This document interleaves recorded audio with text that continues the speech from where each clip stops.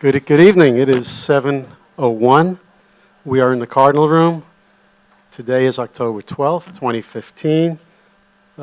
We are the Board of School Directors, School District of Upper Dublin.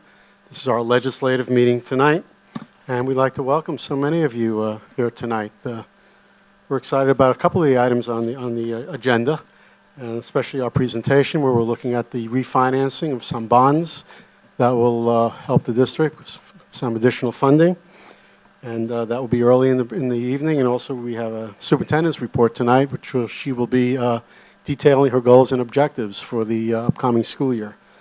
So without further ado, I know we have the water polo team here, and I know we have a couple of captains here tonight. So can I ask the captains perhaps to everybody please rise, and we'll have the captains lead us in the salute to the flag.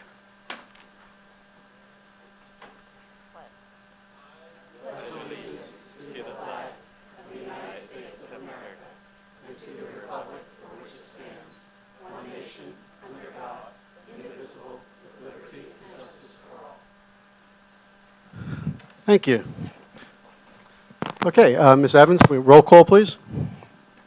Mr. Shimeleski. Mrs. Hester. Here. Dr. Ludwig. Here. Mr. Kim. Here. Mrs. Rothman. Here. Dr. Resnick. Here. Mr. Sirota. Here. Mrs. Good. Excuse absence for Ms. Good. Dr. Levinowitz. Present. Okay, thank you. Again, we'd like to welcome everybody tonight. We're going to move right into the Student Government Association report. Ms. Emily Hirschgordon. Thank you, Dr. Levinowitz. There have been many exciting things happening around the Cardinal Nest. Last Friday night, our football team beat Wissahickon 49-0, continuing their undefeated streak. Come support our athletes next Friday when they play at Plymouth Whitemarsh. For the first time this year, the Coronation Ball kicks off the High School Spirit Week. At the culmination of months of planning and decorating, the Student Government Association will reveal a space resembling a vintage circus, as this year's theme is Clyde's Greatest Show on Earth. After this wonderful evening on the 24th, the following week, Spirit Week, consists of theme days, fundraising competitions, and a pep rally on Friday afternoon. All of these events are sure to enhance the camaraderie within and between the 4 grades here at UDHS. And this year, the homecoming game wraps up this fun-filled week on the 30th against Hatboro Horsham at Cardinal Stadium. Over at the Performing Arts Center, the cast of The Importance of Being Earnest has been rehearsing for its performances on November 11th through the 14th in the Black Box Theater. Tickets will be sold online with more information to follow. Though there is lots of fun to be had in the Cardinal Nest, even amidst the fun of Spirit Week, students continue to remain focused on academics. This Wednesday, sophomores and juniors will be taking the preliminary SATs in preparation for this college standardized test. We wish these students the best of luck on these exams, especially the junior class, who will have the opportunity to compete to become merit finalists, which is initially based on their performance on these tests. Thank you. Okay, thank you, Ms. Hirschgordon. And I know you emailed us and said that you may have to leave early, so thank you very much for your report tonight. Before we move on to the superintendent's report, I did want to announce, I wasn't sure if Emily was going to mention this, but every year the Pennsylvania Association of School Administrators and the Pennsylvania School Boards Association have a leadership conference in Hershey, PA. As part of that leadership conference, they do an evening of featuring the very best talent in Pennsylvania. And this coming Wednesday night. We were very interested in one of our groups to audition and possibly perform that evening on Wednesday night.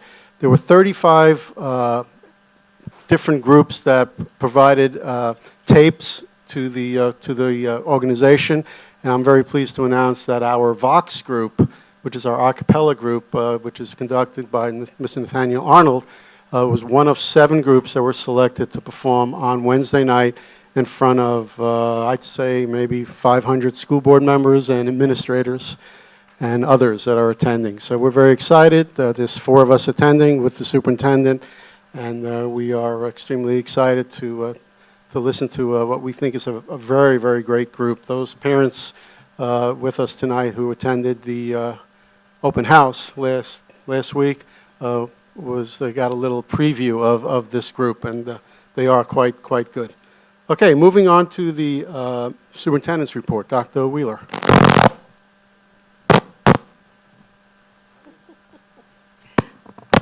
Thank you.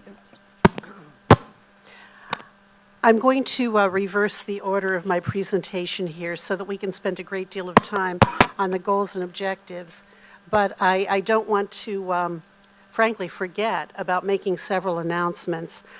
First, I want to announce that we will be holding a community forum on the proposal for restructuring at the high school. That will occur on November 5th, probably 7 o'clock in the evening. We don't have a lot of details yet. We're still fleshing out what that will look like, but I wanted to have people get that on your calendar if you are interested in that. As you know, we have announced that we are conducting a study of our gifted program, and if anyone in our community is interested in participating, please contact Mrs. Clegg in our Pupil Personnel Services office. And finally, for those volunteers who will be volunteering in our schools who are finding it difficult to get into the HR office during our regular office hours to complete the paperwork, we have arranged to have an open evening with extended hours. So on October 22nd, from 5 to 8, that's a Thursday night, we will have staff keeping our HR office open. That is located at the Administration Center. So any volunteers who need to finalize their paperwork for their clearances can certainly do that. So with that, I would like to move on to what I anticipate will be adoption of our goals for the 2015-16 school year. I did an in-depth presentation back in July, and we spoke again in August with a draft. We've developed then, through board feedback, a final draft of the document. I believe there are some copies out there circulating, and if anybody does not have one now, these certainly will be posted on the district website. We have a set of core beliefs and a theory of action statement, but I'd like to move right directly to our proposed goals, which fall again into 4 general areas. The first is excellence and equity for all, which will address academic achievement in the district. The second is finances, which will address how we are moving forward with our expenditures and our planning, short-term and long-term. Facilities, again, how we are prioritizing what was outlined in the engineering report that we received about a year ago, looking at those tasks before us, putting them in some priority order. Additionally, we are going to be revisiting the grade level alignment task force. I always take my time with that name, so that we can begin the initial conversation about what's going to happen with Sandy Run as we look toward several years down the road at what we're going to do to renovate, replace, what we're going to do to that building in brief. So the first step will be to put the task force together. We'll be talking about folks who served before. We're going to be then talking about how we can invite more folks into the process. I don't want us to redo, but we will revisit the work that the task force did in its previous incarnation. And it is my expectation that by the spring, we will have 2 or possibly 3 scenarios put together so that we can present them to the community and start getting community feedback on what that might look like.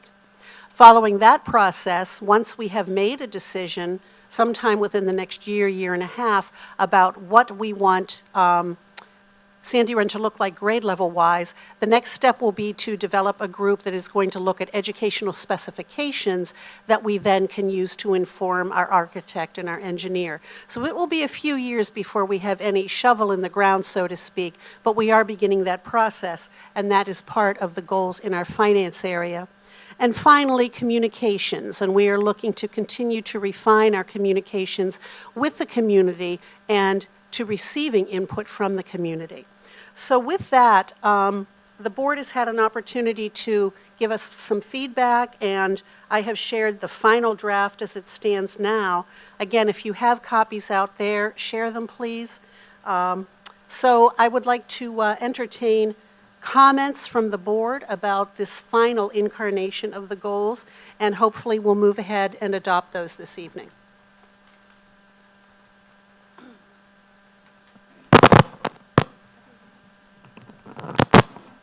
Any questions from the board? Just Dr. Ludwig.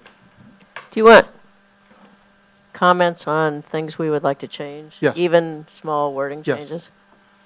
Okay, under communication, Last page. the bullet, second to the last, consultation with PR consultant to develop a communications plan. I think when we hired the person who is doing our communications, I mean, some of us, including myself, viewed that not as a consultant, but as a choice between whether we would hire a director of communications or we would outsource the function of communications.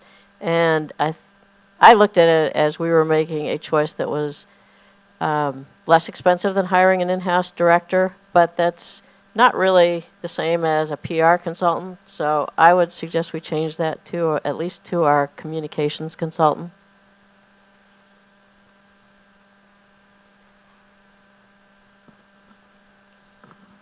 Okay.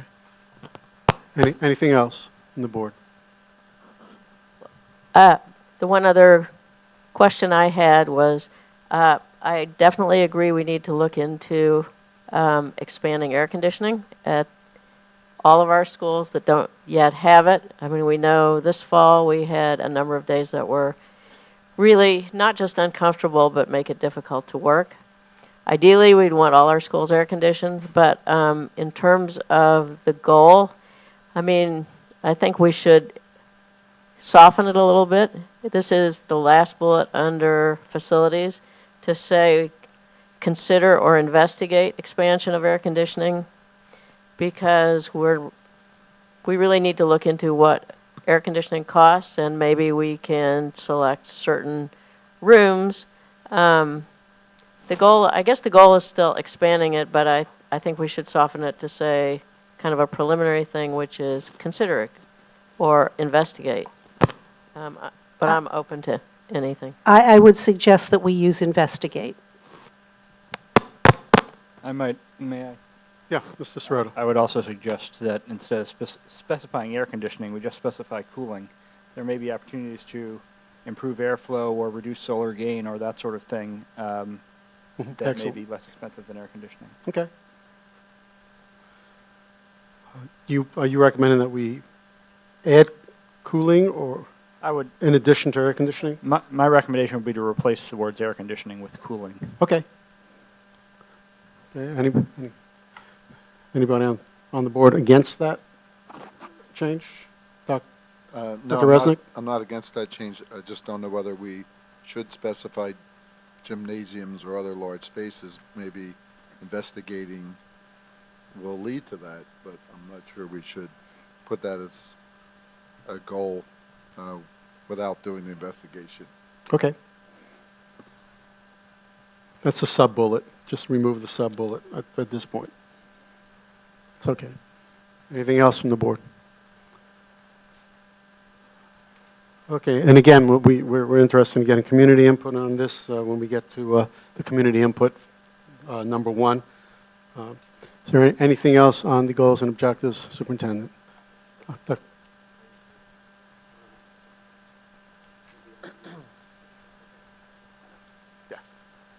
Obviously, if you look at the agenda, it's not on the agenda right now, so we will add a motion in the other business section for the board to.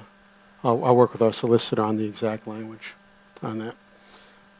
Anything else? I guess I have one other. I think that in the area of, I'm trying to look. I guess it's in the first section under curriculum and assessment. The last bullet is really a sub-bullet of continuous improvement, but I might suggest promoting it to a high-level bullet. It's really a goal in itself, and especially if at least some of the bullets at that level are more explanatory than real action goals in and of themselves.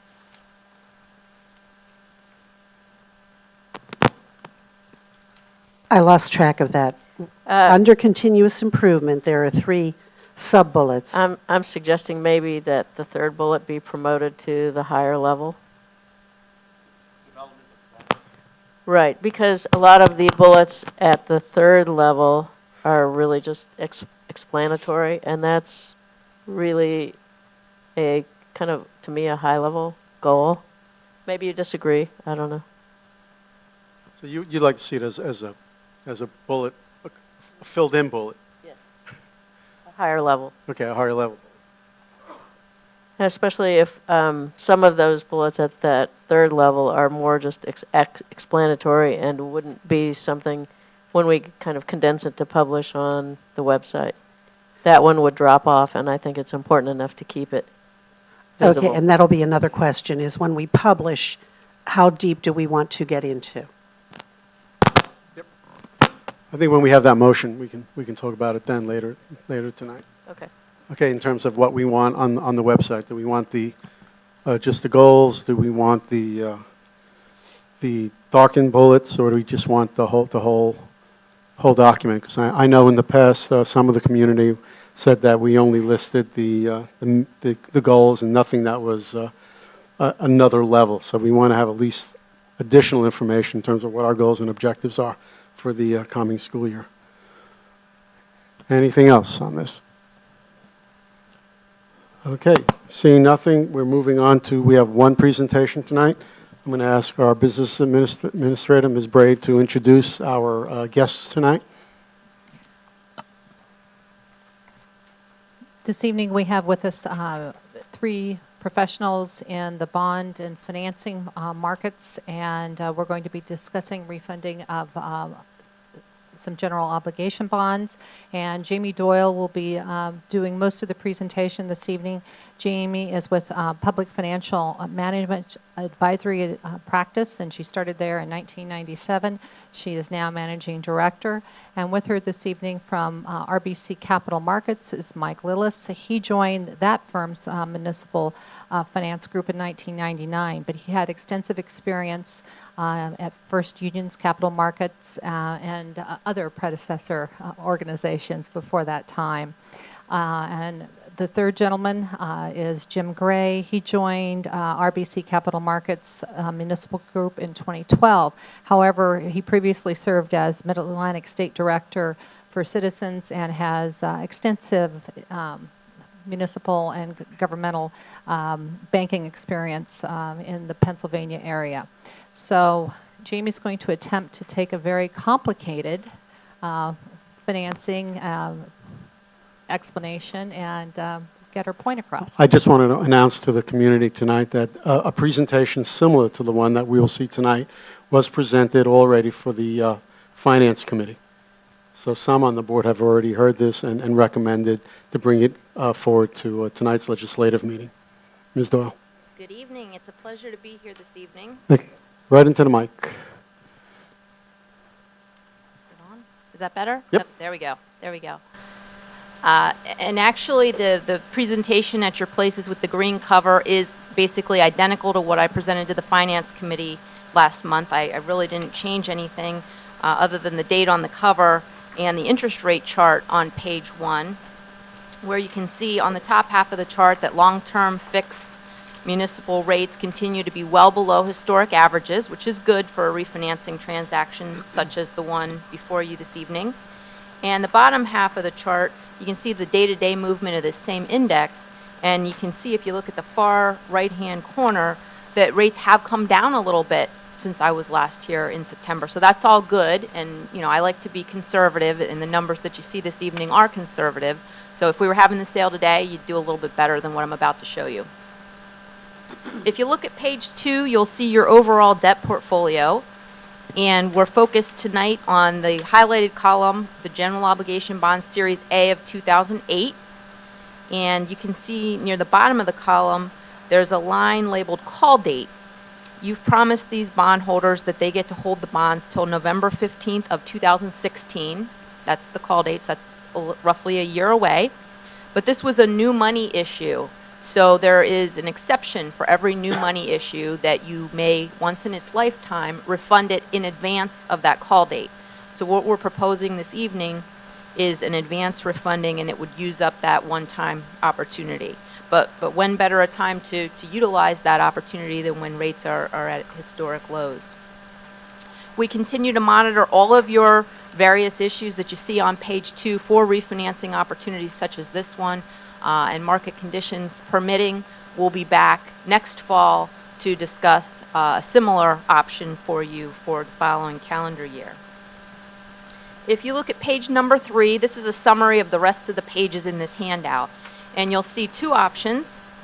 And in option 1, in the green column, what we're proposing is to keep the 2008 A bonds and refinance them at the lowest possible interest rate. That's called a bank qualified interest rate. And in order to qualify for a bank qualified, or BQ for short, interest rate, you would have to break that financing into pieces that are $10 million or less. You can see on page 2 near the bottom, there's currently $23,780,000 of principal outstanding on this issue. And so in option 1, step 1, we would advance refund an $8.9 million piece roughly, and that would settle in calendar year 2015, because these BQ 10 million per year limits are per calendar year. And then we'd come back with step 2 in 2016 calendar year and advance refund another almost $10 million portion. The advantage of that would be that both pieces would get a new 5-year call feature. So now you're promising those new bondholders they get to hold the bonds for 5 years, and it's your option only. So if 5 years from now, if rates are higher and you don't want to give up the good rates you're locking in now, you don't have to. No one can force you to do that. It's your option. And you can see there in the middle of the page in the savings, current estimated savings, step 1 is estimated to net the school district roughly $447,000, and we'll look at how you might want to recognize those savings in a minute. And step 2 would net the district an additional roughly $554,000 for a total of $1 million, just over $1 million between the 2-step process. You can see the savings as a percentage of par, or the principal amount that you're refunding there in the middle. The historic benchmark on an advance refunding of this nature is you want to net to the district at least 3%. And you can see that we're well over that, 5.41% on step 1 and 5.85% on step 2. There is what's called negative arbitrage, because you must pay the bondholders the rate you promised them through that call date in 2016. And while it's a good thing that today's borrowing rates are at such low levels, it's not such a great thing that today's investment rates are also at all-time low levels. So that difference in the borrowing rate and the investment rate, that's negative arbitrage. And you can see that's broken out per step and totals about $421,000 in this option. Now that's already netted out of the savings right above there, so that's an important point. Let's go to option 2 for a second. So in option 2, we said, what does it look like if we advance refund all of the 2008 bonds right now, and don't worry about breaking it into pieces or bank qualified interest rates and whatnot. So if we advance refunded all of it right now, it would be non-bank qualified interest rates, so a higher interest rate, and you would receive an 8 to 10 year call feature. So those bondholders would want the bonds for 8 to 10 years before you could call them back from them. The net savings would be around $607,000, or about 2.55%, so it's less, and that's due to those higher non-bank qualified interest rates. The negative arbitrage is more, and you can see that section that says interest rate risk, I calculated the break-even point, meaning, how much could interest rates go up in between step 1, that you could literally lock in November, and step 2, which you would lock in December or January. And the answer was that interest rates could go up roughly 0.5%, 0.58%, before you would break even and end up with the same $600,000 savings as if you did it all now. So in the pros and cons at the bottom, under option 1, that allows you to take advantage of historically low interest rates, minimizes your negative arbitrage and your escrow, and it hedges against interest rate risk because you're splitting the refinancing up and not doing it all at one time. The cons are that it uses your advance refunding, and there is cost of issuance. Some of the fixed costs are duplicated. The big costs in the transaction are on a percentage basis, so it doesn't matter if you do it all at one time or in pieces, but the fixed costs are duplicated, And as you can see from the savings, that's taken into consideration up above, and it's more than offset by the fact that the bank qualified interest rates are so much lower. Under option 2, that also lets you take advantage of historically low interest rates. It eliminates your interest rate risk. It still uses your advance refunding, but it has greater negative arbitrage. So tonight, the point, and we'll get to the sample motion eventually, is if you'd like to proceed, we would need you to select one of these two options. So just to walk through the mechanics, and I'm just going to do this on step 1 because we did this in great depth at the Finance Committee meeting, and I don't want to bore you. But on page 5, there's all of your 2008A bonds. So if you did nothing, you continue to make the payments on page 5. And you can see in column 3, your rates range anywhere from 3.5% to 5% in column 3. On page 6 is the portion that we'd refund with step 1, option 1, step 1. Page 7 is what will be left after step 1 for the next step. Page 8 is this escrow I've been talking about, and let's look at that for just a minute. So what that negative arbitrage means in step 1 is that in column 7, investment rates for this escrow that has to go out to November 15 of 2016 to the call date are so low when you compare it to the new rate on the refinancing that negative difference in dollars is that $248,000 that you see there in the red.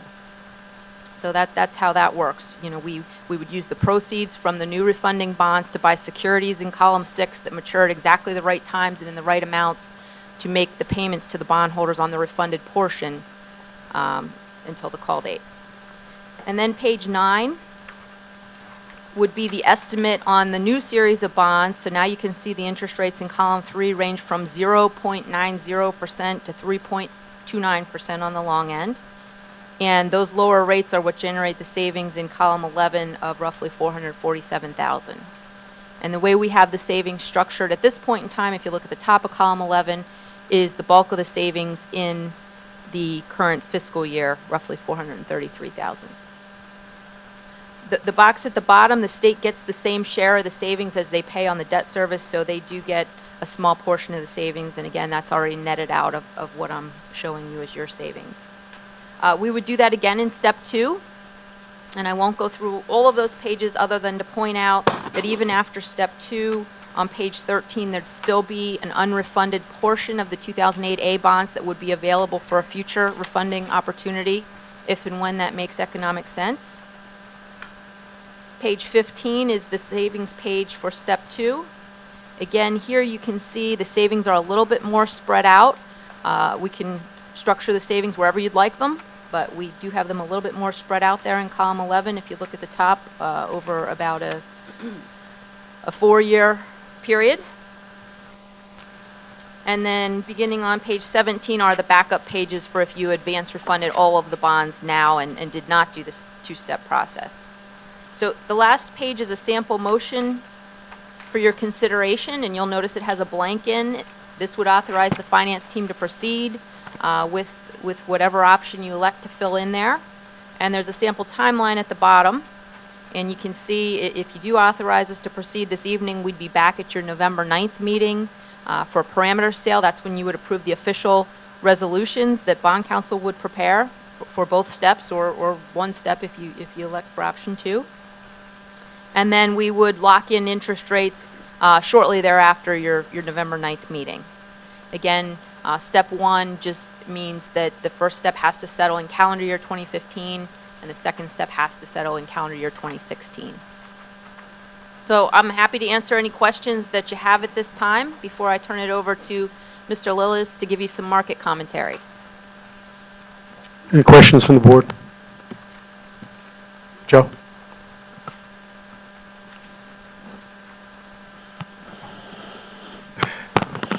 Okay. We've refinanced debt in the past, but this is a little bit different than what I've seen before, in that this is a bond that was approved by the electorate. Is that in any way different as far as our ability to refinance? Because as far as I remember, Act 1 of 2006 says when when debt is completely paid off, then we have to reduce the amount of taxes that we charged to pay for that debt. So does this change anything as far as it being an Act 1 That's a bond? great This question. wasn't an Act 1 debt. This was local government unit debt act debt. This actually wasn't done by a referendum. I think it You was. still might have I think this well, was you the still have referendum the, debt. well, you have, it's not this, it's not the same as a front end, but I understand Mr. Shimolewski's point, but It doesn't have any, it's a great question, it doesn't have any different repercussions. We do have to notify the Department of Education through the Plan Con K process that you're refunding it. And you know, in their eyes, you're not paying it off. You're simply refunding it to a lower rate, just like you would your home mortgage. They're going to get their share of the savings because they're going to continue to pay you the same percentage, but on a lower amount of debt service. And they will know that you did this. Okay, yeah, because I think the referendum was requesting of the voters to decide whether to allow for a borrowing of a certain dollar amount. So nothing there changes. I just didn't know if by getting some savings by having a lower interest rate, if that had any effect at all on Act 1. No, it saves the district money and it saves the state money as Okay. well. All right, thank you. What we can do is extend the payout period. We're not extending the payout period. We're not These bonds will extending it at all. expire the same time that the original bond was going to expire. We're simply replacing the old higher rate with today's lower rate. Right. Dr. Ludwig?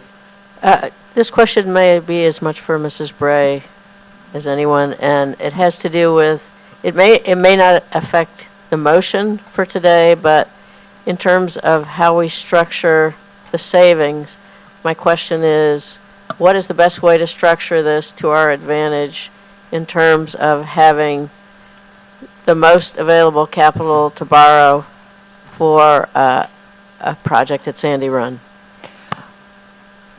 As you might imagine, there are many tentacles in that question, and one of the things would be able to predict what will happen with interest rates moving down the line.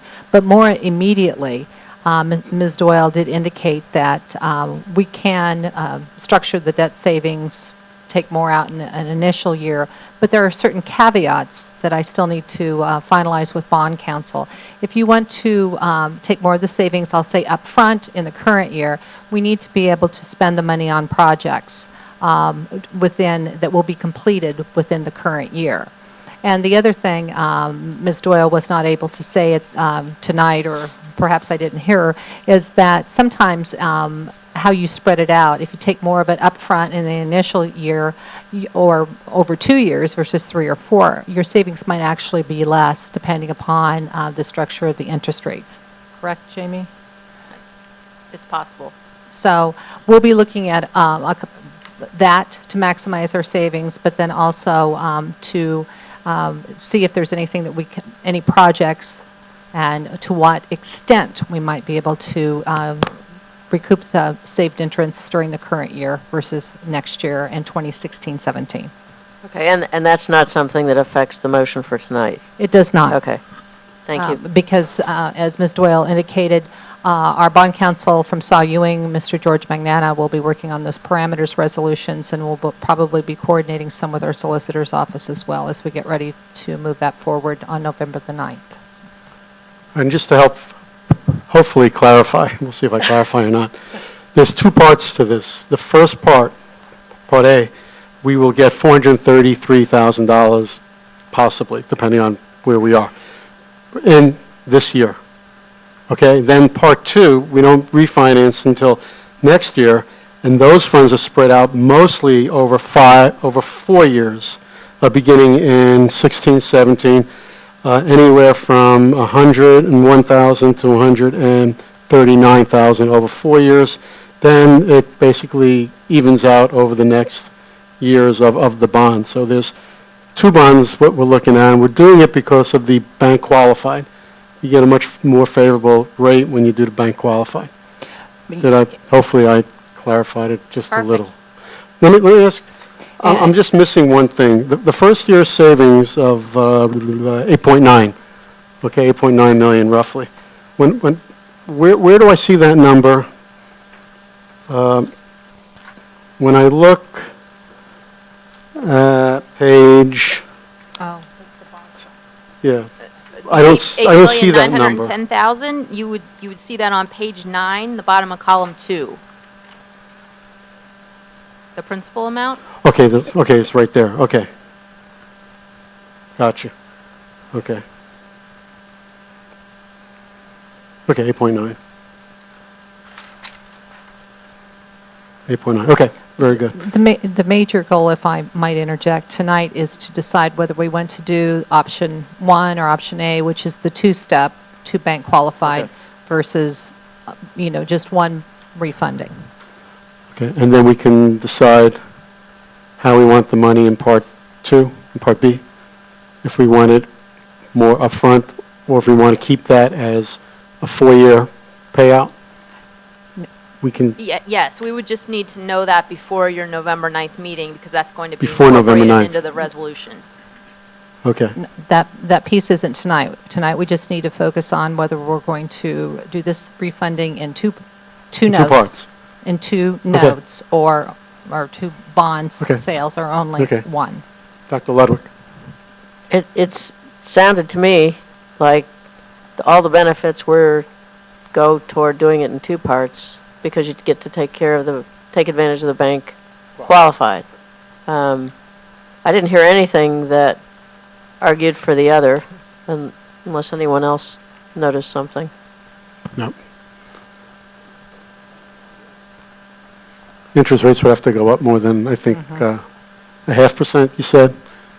And when you say interest rates, what interest rates I mean, do you mean? I mean the blended rate on this transaction. So the other part of our strategy that I think maybe you're getting to, that's part of why we're refunding the longest part of the issue on page 6 first. Right.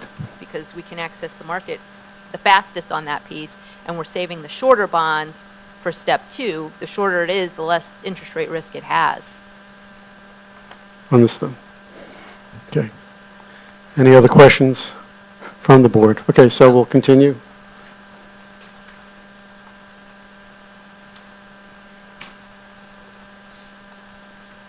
Good evening. I'm Michael Willies at RBC. Just a real quick commentary. Basically, I think it's good news in terms of the market. Jamie had mentioned that interest rates actually had moved a little bit down since the Finance Committee meeting. And then the question is, what's the outlook? And right now, I have to say it's good news also. And one of the reasons is that inflation is really the main driver to longer-term interest rates. And in this case, the longer maturities on your bonds, where the most amount of the savings are. And because inflation right now is very low, and it's not anticipated to move that much in the very near future, and more specifically over the next couple of months, if you go with option 1, with the 2 sales. So right now, I think it's pretty good news. You also may read and hear about what the Fed's going to do. Right now, it's kind of up in the air. I mean, the Fed has said that they were going to raise rates before the end of the year, but now you may have heard or read that there's a sudden determination that the global economy has gotten a lot weaker than expected, and that in turn has made the Federal Reserve governors a lot more. They're questioning, I think, right now whether or not they're going to raise rates at the end of the year.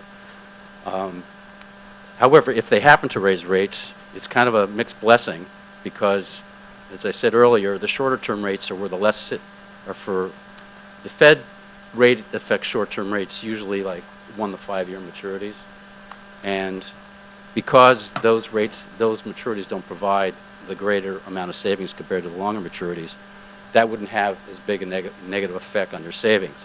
It also could have somewhat of a positive effect too, because the escrow that Jamie was talking about, where you have to invest the proceeds of the bonds till the call date on the bonds. If the Fed did raise rates, that would most likely raise your investment rates on that escrow, and that may actually help you. So I think overall the outlook is pretty good. Okay. Are there any other questions? Okay. Dr. Resnick, as Chair of Finance Committee, any closing remarks? I think the Finance Committee would have concluded that option one would be the recommended option, and we just wanted to give the full board the opportunity to hear it for themselves in this presentation. And I want to thank you for going through it a second time. I've heard about negative arbitrage now several times, and I'll still go home and read about it again. But thank you for trying again. Okay, Dr. Resnick. Okay. Seeing nothing else from the board, looks like it's time for community input. Let me ask that of course you can ask any question that you want to bring up to the board, but any questions regarding the refunding analysis, to do that in this community input. This way we have our consultants here with us, and they can answer the questions, and then they can go home and relax a little bit. Okay, I don't know. It's Monday Night Football. I don't know who's playing tonight. They have to drive. They have a long drive back.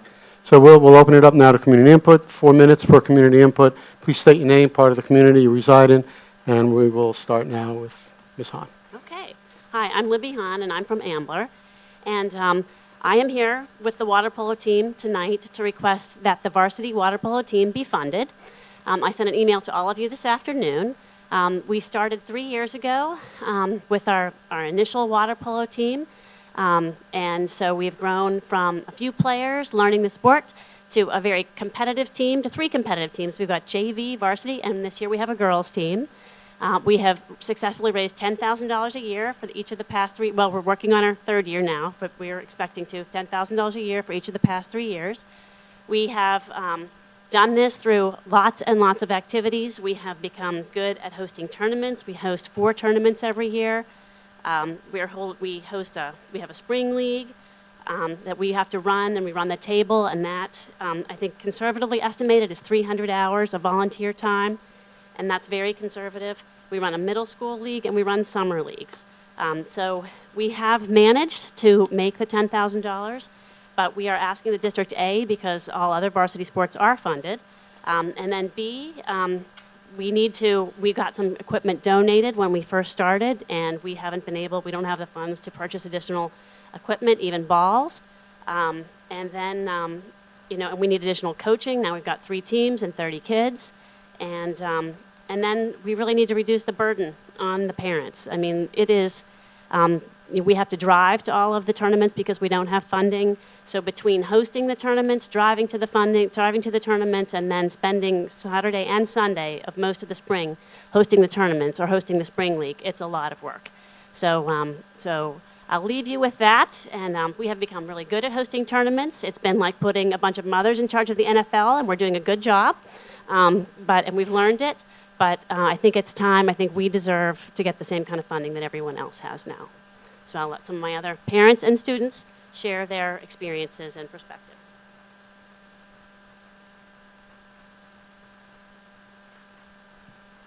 Good evening, parents, students, staff, and board members. My name is Caitlin McMorrow, and I am co-captain of the girls' water polo team.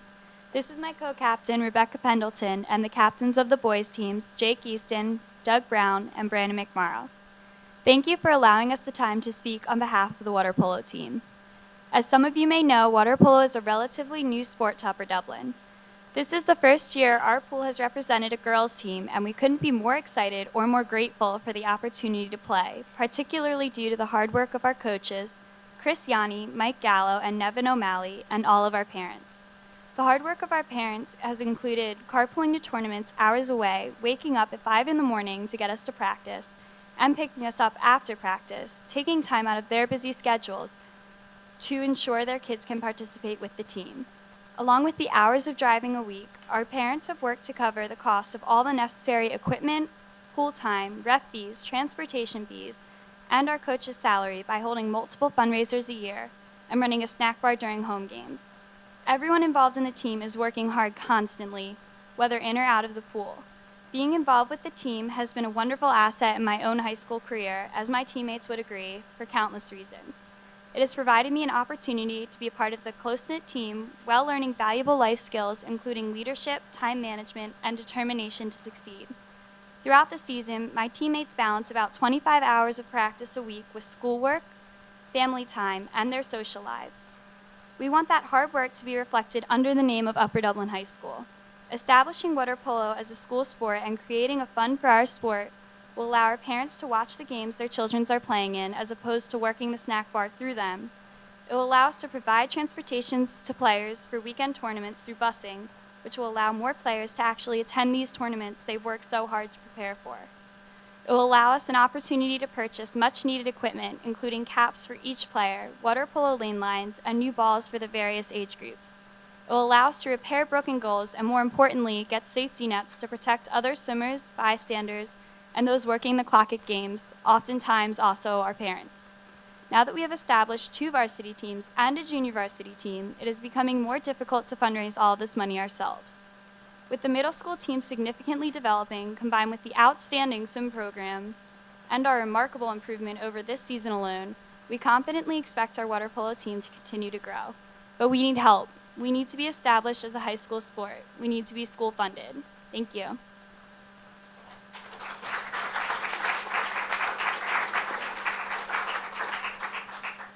Okay, thank you very much. As is the practice at our board meetings, we will make comment after all the community input. Okay, is there anyone else that would like to address?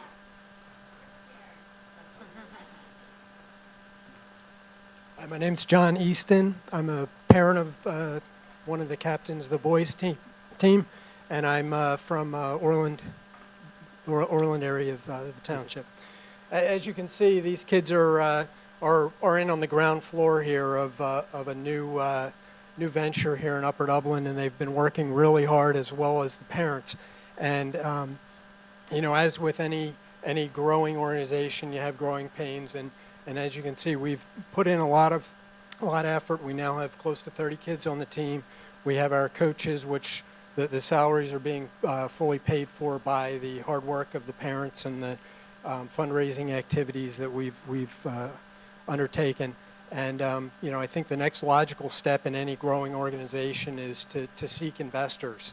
And we're asking that the school district and the board consider investing in these student athletes and giving them the same equal footing that all of the other programs, varsity programs here at the high school benefit from. Thank you very much. Thank you.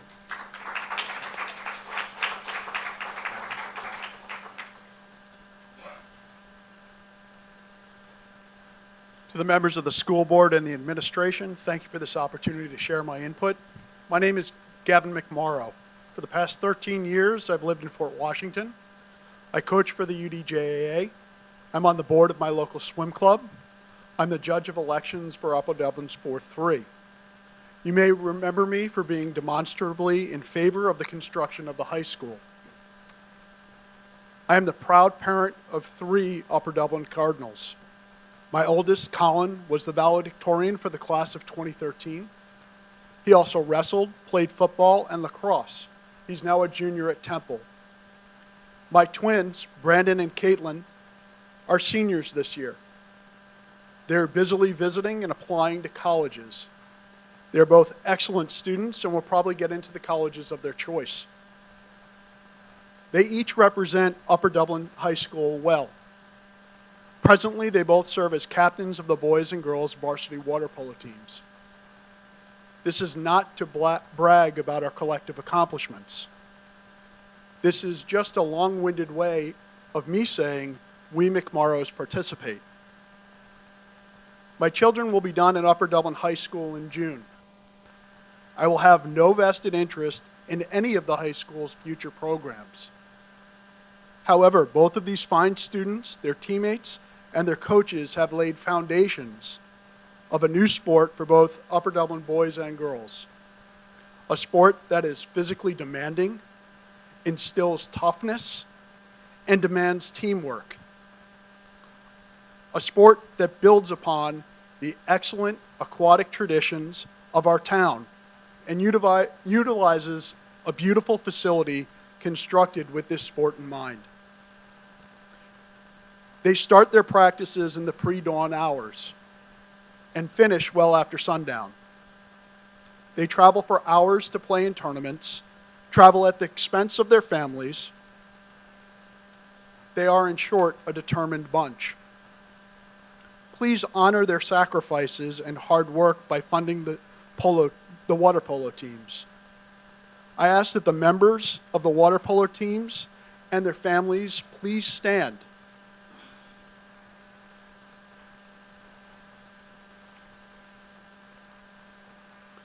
We McMorrows participate.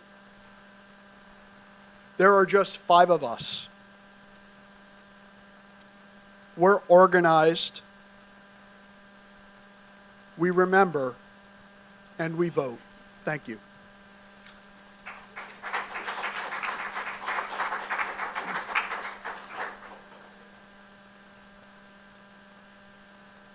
Anita Brister, Fort Washington.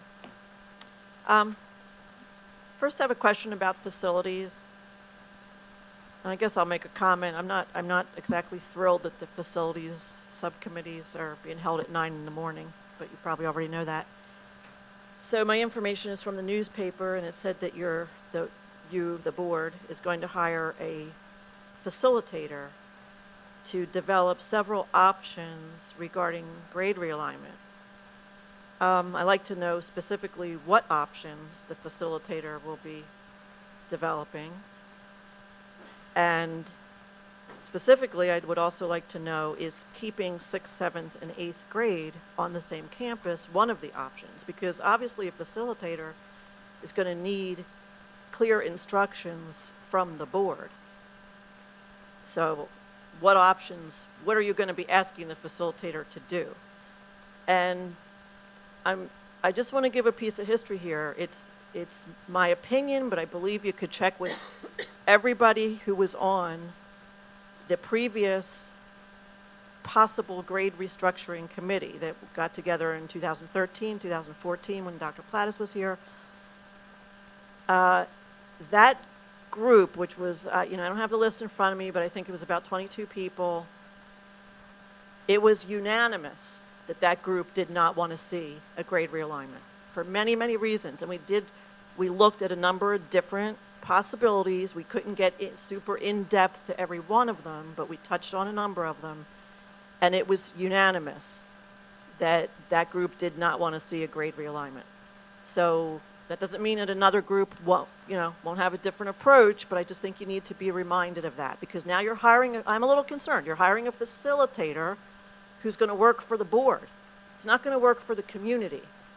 And if you say to the facilitator, we want to change all our elementary schools into something, different grade configurations, and we want redistricting, and this community may not want that at all, but that's what the facilitator will have to work on, because you're paying him and you're giving him instructions, and while I'm at it, what's he going to cost? Then my other concern, the draft of the test return protocol just totally took me by surprise. I have 2 kids, as many of you know, who are graduates of Upper Dublin. In my view, they, for the most part, got an excellent education here, and for the most part, their tests were returned. So I don't know what's changed, why it's changed. I think the board ought to be asking, what's going on? Why is it changed? The steps that I would expect as a parent, and I was a former teacher many years ago, was that tests would be reviewed with the whole class. So that's my first question. Are tests reviewed with the whole class or not? Because it sounds like from step 1, the student has to meet with the teacher to review the exam. Is it even still reviewed with the whole class? If you don't do well on the test, you want to do some form of remediation. That's the whole purpose of a test, is to learn from it. So the remediation might just be the kid taking it home and looking up answers. It might be parental help. It might be help with a tutor. But this policy is just putting so many obstacles in place that I feel that today's students in Upper Dublin must be really disadvantaged. Because if you can't even review your own test and your parent has to have a meeting, you have to have a meeting, this is making something that should be simple really, really complicated, and it would lead to tons of meetings because most parents and most students want to see how they're doing on tests. And what I'm telling you is, when my kids went here, they didn't have every single teacher, but I would have, if I just take high school, they would have had contact and I would have had contact with at least 50 teachers. Most of them were returning the test. And the cheating was not an issue. They made a new test. Okay, finish up, please, Ms. Bristol. They made a new test, get it? So cheating was not rampant, it wasn't a big problem. And I think what's a problem here is this testing protocol puts everybody at a disadvantage.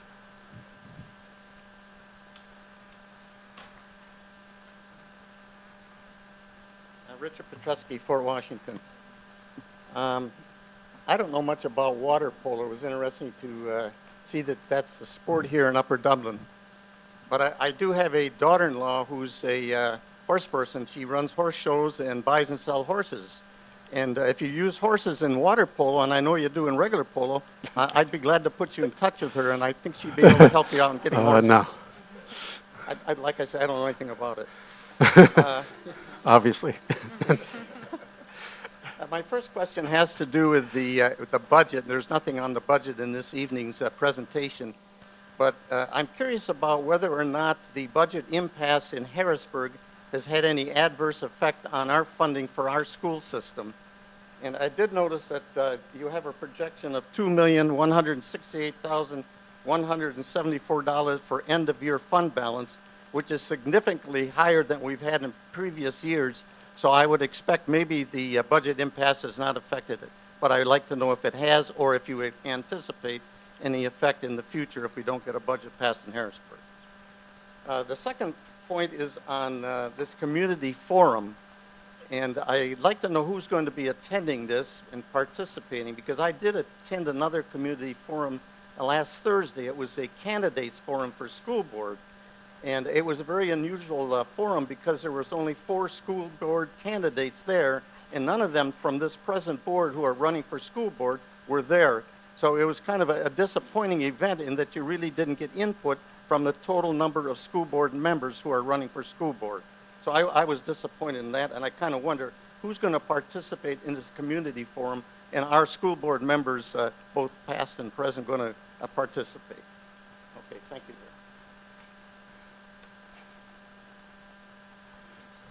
And there's the new baby. Ms. Cologne, congratulations. Thank you very much. You are a diehard. You get the medal tonight for coming. Thank you. Tanya Cologne, Fort Washington. First of all, I just want to thank the students who came out. I don't even know anything about water polo, but that was a very touching and interesting. I was just very moved by their speech, and I really hope the school board can do anything that they can to help fund what seems to be such a new sport for me. I'm going to look more into it, but you know, the fact that you have parents out here and you have a big community output and you have students out here talking about it, I really hope that anything that can be done, it can be done. Good luck, guys. Go Upper Dublin. So, first of all, I just wanted to talk about the test protocol.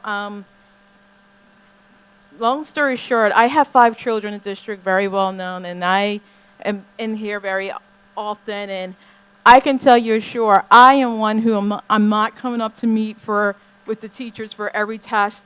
I find that the protocol language is very offensive to parents. You know, if I want to meet with a teacher, I will ask them. I think a lot of parents here in Upper Dublin, where we can read, I'm a former educator, so if I have any questions, I'll contact the teacher. But I'm used to the tests come home with the children for review, and not sit in teachers' classrooms in a folder collecting dust, and then when there's time to get, you know, come midterms or finals, the kids are able to review them. So I'm not really too thrilled with the protocol that is in draft here.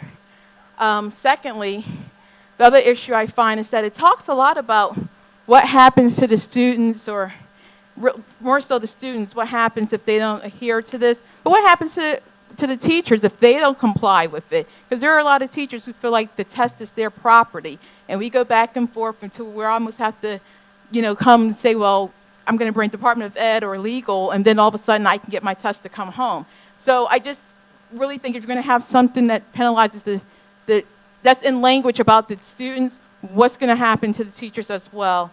And the last part I have, too, if someone can answer, in touch with technology right now, my child just took a test through Google. I don't know anything about it, but what I can tell you is that, and I'm not going to say the person's name is a really nice person, but the teacher could not retrieve the test when my child went to go meet with the teacher to review the test. So it was time for this poor teacher, time for my child, and time off my schedule, and then where's the test? And then the test doesn't even come home. So it's a big, if we're going to move towards technology, which is the new part of it, are all the teachers being, I guess, given a class to learn how to retrieve the test? And two, I just want a little bit more information about what kind of tests the kids are taking that's on this Google platform, if someone can address that. Thank you very much, and good luck.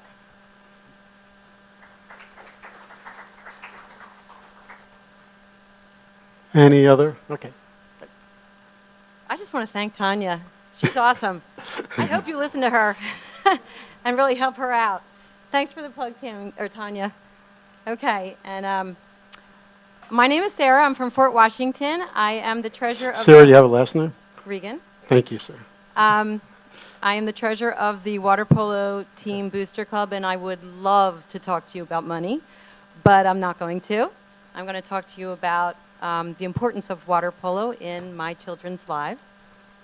I have 5 kids also, and each one of them, all 5 kids, was involved in a water sport, diving, swimming, or water polo, and all 5 of my kids homeschooled. Now, as you know, as educators, that homeschoolers are in a special situation where they try to find socialization outside the school setting. And for my family, we chose to do that through sports. And homeschoolers have fears that other students that go through the school system don't have.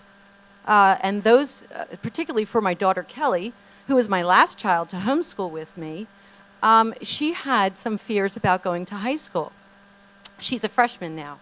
And her fears were whether or not she could make friends in high school. She had made friends on her diving team. She also had fears of whether or not how she would deal with the crowd. She was alone with me for years. She was concerned about whether or not the school would have classes that she liked or could help her. And she was really concerned about whether or not she would like her teachers, since I was her only teacher for years. And this is how water polo helped her. The coach, having known my son who played water polo for him at Upper Dublin, reached out to Kelly and personally invited her to play on the first girls' water polo team that Upper Dublin had. He made her feel needed and that she would be an important part of a very special team. And so she accepted. She arrived at practice on the first day in August and was welcomed by a group of 7 to 8 very friendly girls who took her in, made her feel accepted and part of their special group. And she enjoyed them very much, and they became 7 to 8 good friends. Because we only have one coach for both boys and girls teams, she was part of a crowd every day. The coach also not only made her stronger and more confident, but he reached out further and helped her with an issue she had with her schedule. He worked and coordinated with the guidance counselor to rearrange her schedule so it more suited her academic needs. Water polo provided that much needed support for Kelly to transition from homeschooling to public school. She made friends the first day. She dealt with the crowd, being part of a big team. She wasn't worried about her classes anymore. They got fixed by the coach. And whether or not she would like her teachers, well, her coach is also her Latin teacher, and so I know at least she likes one of them. So I'm very, very thankful that water polo helped her before she stepped 1 foot in the classroom. That transition was smooth and enjoyable. And I just want to thank the Upper Dublin High School for having it, and I hope that it continues to be a successful program. and it continues to be the highlight of her school day.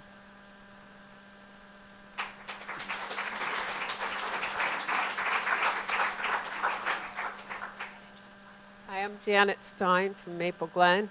My son Doug is in 11th grade. He plays the goalie for the water polo team. I'm also the president of the Booster Club.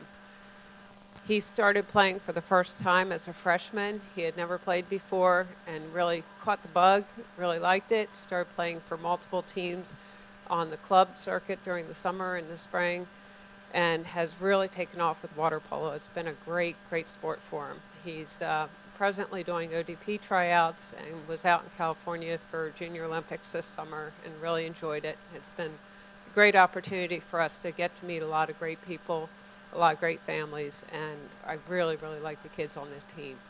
We've put countless hours into being able to fund this team, and it would be great to be able to have the funding from the district so that we could put our energies into supporting the kids in other ways. So we just ask that we get the funding for the team, and we just thank everybody for their attention on this.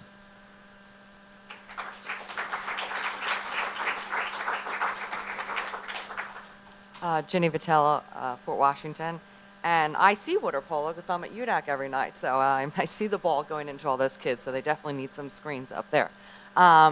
And I think that Upper Dublin is great academically, and the other great thing about us is we got great athletics. And so it's 30 kids, that's a decent amount of kids, and I think that'd be a great addition to get some funding.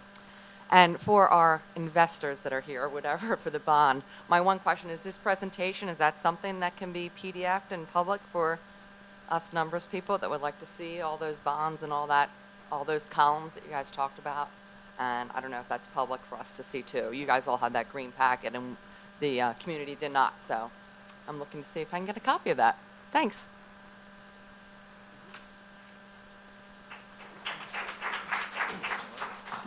Are there any other questions? There'll be another community input at the conclusion of the meeting tonight. We'll start answering the questions. Administration would like to respond to water polo and the process that we will take to consider it. I will work with Mr. Schultz as part of our budget development process. We have already begun having conversations about developing the draft 2016-17 budget. There is a process. I will be in touch with Mrs. Hahn or someone to, she had emailed us, to outline the process and the paperwork, the documentation that we will need for that. There you are, hiding over there. So we'll be in touch and we'll talk about it. It will, of course, be under consideration. We aren't going to make promises right now, but there definitely is an identified process to follow. So I'll be in touch with you about that. Any other questions, any other comments, I should say, from the board regarding the water polo presentation tonight? Okay, seeing none. The only problem, I'm not saying I don't support water polo, but I remember the presentation that was originally made to the board. And there was a commitment that this would be funded solely by the parents, by the group. But I can understand how it's gotten much larger. 3 years have passed and things have changed. But, you know, and it's so successful. So we have to reconsider it. But I remember sitting in that meeting and we were guaranteed that it would be self-sustained, self-funded for the future. It's very clear to us, but I can understand your concerns now, and we will look at it. We're doing the budgeting process now, and I can understand, you know, what you want, and we will discuss it. We'll discuss it. And you know, when it comes to sports and you know everything, I'm a very strong supporter of the athletic program in Upper Dublin. So we will look and see what we can do. But I do appreciate the fantastic, the great presentation that everybody made tonight.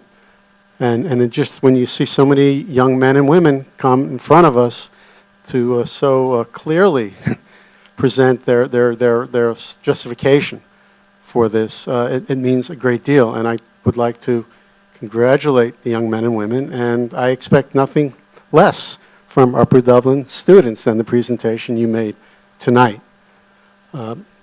Any other comments on water polo? I have one. Yes, Mr. Sirota. I just want to ask Dr. Wheeler, in the upcoming budget cycle, I would just like to see our own analysis of the estimated cost specifically to fund a water polo team as a particular line item, so we can consider it specifically in the context of what we've heard tonight.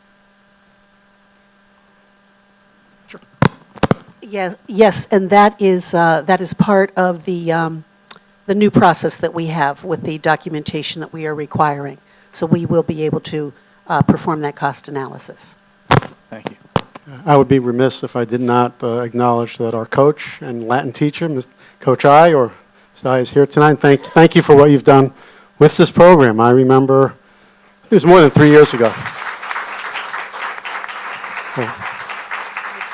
Okay. Let me ask regarding the materials that were distributed tonight, public, looking at it, what is the policy on that? I thought we gave it out last when you were here last in September. Yeah. So I will have it posted to the website tomorrow. So we'll post it on the website tomorrow, Jenny, wherever you are. There you are. Okay.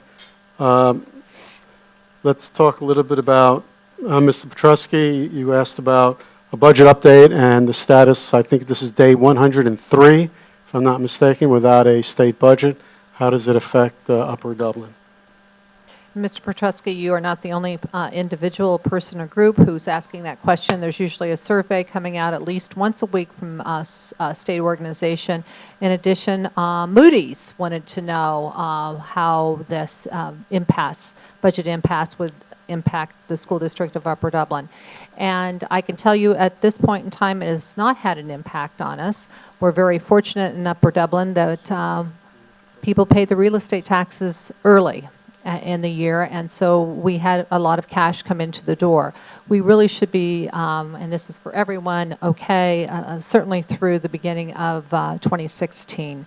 But we will continue to look at it and monitor the situation and report from time to time. We did discuss that at our September 17th Finance Committee meeting as well. Okay, in terms of a budget update, at the next meeting, you will, I assume at the next Finance Committee, you will have an update on the budget for next year, planning process? Just the planning process, certainly. Okay. Mr. Petrusky also asked about the community forum. This is going to be a forum to elicit input about the proposed restructuring of 9th and 10th grade at the high school. It has nothing to do with the campaign. It's specifically to get information from community members about that proposal. That would be a community open forum. I would imagine there'd be some board members there. Administrators would really be more the administrators interacting and taking questions and clarifying the process that we're following this year regarding the grade realignment. Ms. Brister asked about the facilitator. Mentioned that it's working for the board and not working for the community. I take offense to that remark. This school board works for the community. We report to the community, and that has always been the case as long as I've been on the board. That's my opinion. So when you're saying the board is doing something, we're doing that based on input from the community. And any comments about the facilitator? The facilitator was my request to help me as we move forward in a time-constrained manner. Where is Ms. Brister? Is she here? Oh, there you are. Our conversations and conversations that I've had with other folks about the previous planning process indicated that you did a great deal of work. And what I think we need to do now is bring people back to the table, folks who participated before, and bring some new folks in as well who might be interested. I don't want us to have to re-review all of the research that you all did. You did a great job with that. So I'm looking at a way that we can move rather expeditiously through reviewing that and then taking a look at developing several options. There are no preconceived options. This is something that we want to start fresh in a way, using the work of the previous group as a building block, and then preparing to go to the community with some options in the spring. Again, it's open-ended as far as what recommendations will be made, but it's time-bound in that I want to get to the community in the spring. So that is why I have suggested to the board, requested actually, that I would like someone to come on in and help me with that. And again, several folks from the other former committee are going to be very involved with that, but there have been no preconceived notions even floated, just to reassure everyone about that. Okay, test protocol. Ms. Morrison. At last Monday's Education Committee, we discussed as a school board with community input the test return protocol. I want to begin by saying that there is, in 2015, a marked distinction between formative and summative assessments. Formative assessments form learning. They can be graded or they can be ungraded. Those formative assessments are readily returned to students. Summative assessments are graded assessments. Some of those summative assessments are departmental or midterm assessments. The test return protocol is specifically referring to departmental or midterm or final assessments. In looking around and talking to peer districts, we have discovered many peer districts do not return those summative assessments at all. In fact, they keep them secure. And it is understandable, particularly at the high school level, that we do need some secure tests, as those tests reflect student grades. Those student grades go on transcripts, and those transcripts are submitted to colleges. However, we recognize that it is also beneficial for students to sometimes review tests, particularly when a parent is concerned that the feedback loop hasn't been as strong as it could be, and the parent or the guardian would like to review the test with the child. So our faculty, along with both principals, Mr. Bob Schultz and Dr. Jill Clark, came up with our test return protocol for summative, departmentalized, midterm, and final assessments only. Our teachers review those tests with students.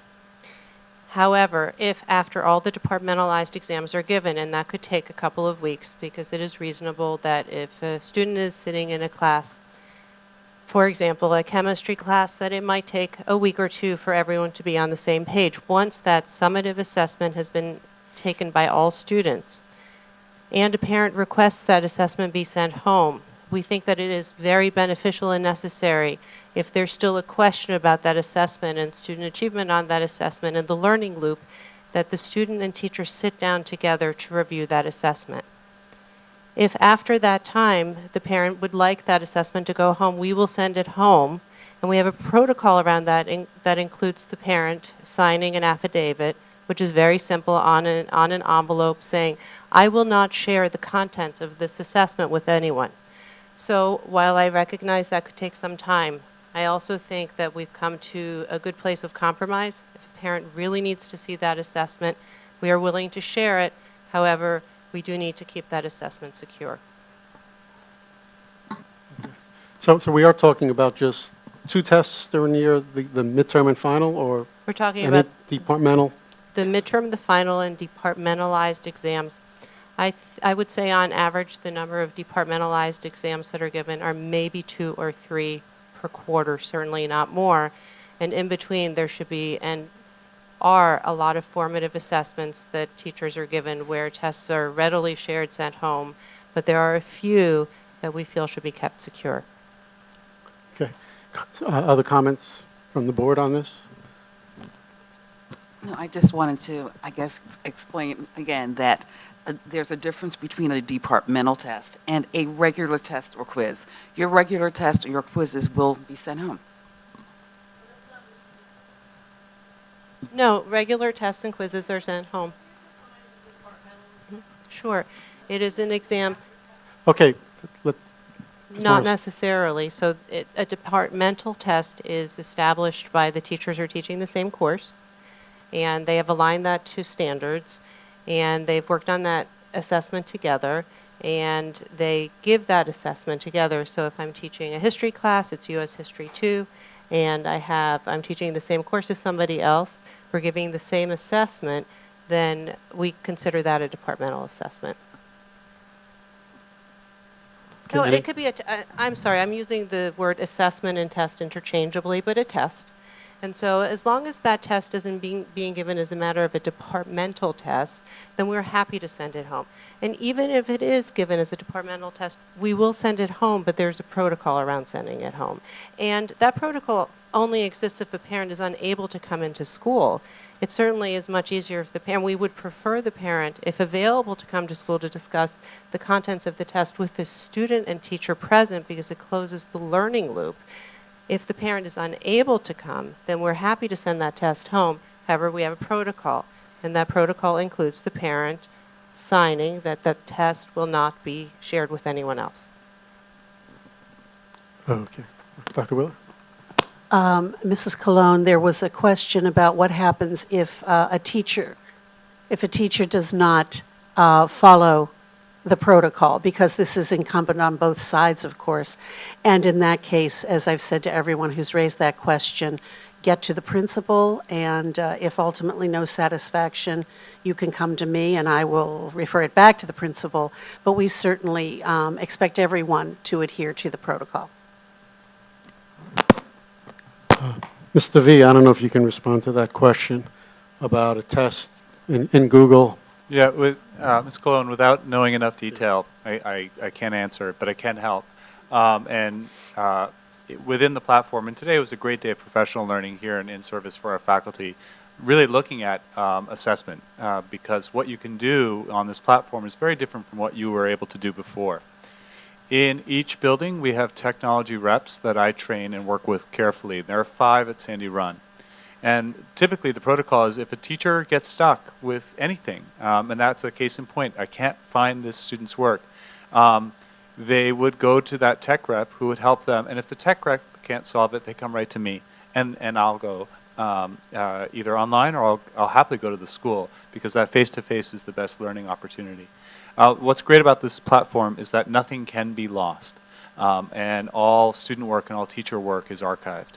So really, at the end of the day, if I can find it and get it, yeah. Okay. Thinking we responded to all the questions. Mr. Sirota, who's my question guru, did I miss anything? There was one more.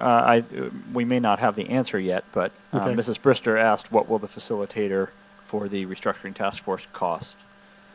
Don't know yet. Yeah. We would. And while we're on that topic, I just want to clarify. I think the charter to the facilitator is, this is what the committee decided 2 years ago. Do we still agree? Right? I mean, that's the starting point. So it's not a start from scratch. It's confirm that the results from last time. It's absolutely not a start from scratch. Thank you for clarifying that. It is a looking at the work of that committee, hearing some new voices, hearing from people who served on that committee, and then putting together some very definitive scenarios to present to the community. And I think that's the bridge to the community that did not occur last time. So I want to make sure that we move ahead with that and move this entire thing forward. Again, this is the building block for our decision-making in the future about Sandy Run. Thank you. Okay, any other comments from the board? I have a question. Okay. In discussing departmental testing, if 4 classes take the same test, is there an analysis done to perhaps ask questions as to whether one class did, especially well compared to another class, or vice versa?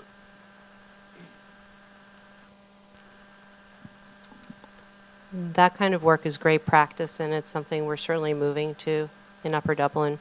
I would say that it's assisted by our student learning outcomes process that's part of teacher evaluations, where teacher choose common assessments and set some goals, and then those goals are reviewed, those learning outcomes are reviewed with students. I don't think it's common practice yet for us to take a look at that as a system, but I think that's something we're definitely considering and moving toward. Are the grades, if 4 classes are taking it, are the grades scattered amongst the 4 classes, or is each class graded on its own? I'm not sure what you're asking, so if you could repeat that. If you're looking at a bell curve for a distribution of grading, is it classroom specific, or is it scattered over the 4 classes? I'm not sure how common the practice of using a bell curve currently is, but I would think that it's specific to the class at this time. I could, however, be wrong, and I'd have to get more information around that. Thank you. Okay, anything else? Okay, that concludes our community input and our responses. I'd like to thank Ms. Doyle and the gentlemen for coming tonight. We look forward to November. Just make sure those rates stay low.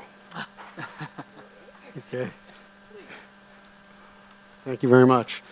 Okay, we are now moving to announcements and communications. Ms. Bray, do we have any announcements or communications tonight? I am not aware of any announcements and communications. Okay, do we have minutes? Yes, we do. We have a number of minutes, and I would ask that the board approve the minutes for the September 8th, 2015 legislative meeting, in addition to the committee meeting minutes, pardon me, of 8:17 for policy, 8:20 for facilities, 8:20 again for finance, and 8:24 for the education committee. Okay, do we have a motion? So moved. Mr. Sirota made a motion. Is there a second? Second by Mr. Shimolevsky. Any comments, questions, changes? I have a quick comment. Yes, sir. I want to acknowledge that all of these minutes are from September, and we've done a great job. Thank you very much to the administration of catching up and getting our minutes out quickly. Okay. Or August, I'm sorry. These are August and but September, still, right. Yes. Yep. Okay. Congratulations. Okay, seeing no other comments or questions, we have the first and a second. All those in favor, please say aye. Aye. Anyone opposed? Okay, and while we're looking at these minutes, the comment was made again about facilities being in the morning. If we see a need, if there's items on there as we get closer to looking at the high school, the middle school, and we find out that there are people who are unable to make those meetings, we will make the meeting in the evening. But right now, in my opinion, it is working having that meeting in the morning, and all the other meetings are occurring in the evenings. Mr. Shimolevsky, do you agree as chair of that? Some policy during the day, too. Was that policy too, if there's a need? Yep. Policy meets at 1:30 now and goes for 2 hours. We may have to increase it to 3 hours. I'm not sure. Okay. Okay. Okay, we approved all the minutes. We're now up to the superintendent's report. I'd like to ask Ms. Hester to move one item that's in personnel tonight to the front of our approvals, just so that we have a guest here tonight and they get home and get back to work tomorrow. Yes. So we have one item. Just tell us what page it's on and what it is. It's on page 3.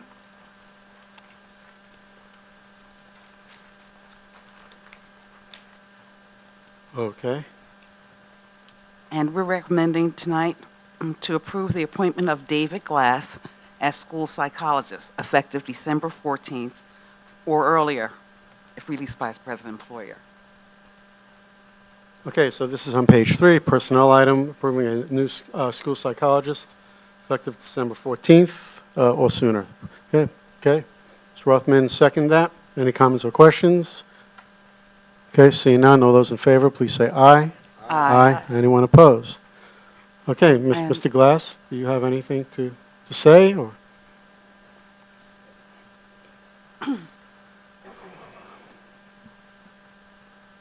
I'd like to thank the members of the school board and the administration. As I move forward in my career, to have this amazing opportunity to do that within the District of Upper Dublin, which also happens to be the community that I also happen to live in. So I thank you very much for that opportunity. Thank you. Okay, welcome aboard, Mr. Glass. Okay, we'll now go to the rest of the legislative report, starting with the Education Committee. Item A is curriculum. If you'll notice, we're now incorporating our legislative meetings to be consistent with our committee structure. So, Dr. Ludwig, curriculum. There are two motions for tonight. One is to approve 2 student activities. The FBLA State Leadership Conference. It's recommended that the students in grades 10 to 12 be allowed to travel to State College, Pennsylvania to participate in the State Leadership Conference. 8 students and 1 chaperone will travel by school van to State College on October 25th and 6th. There will be overnight accommodations in a hotel for 1 night. The cost is $130 per student and will be paid by the student. The cost for the advisor to chaperone the trip is included on the conference listings. That will be the second item tonight.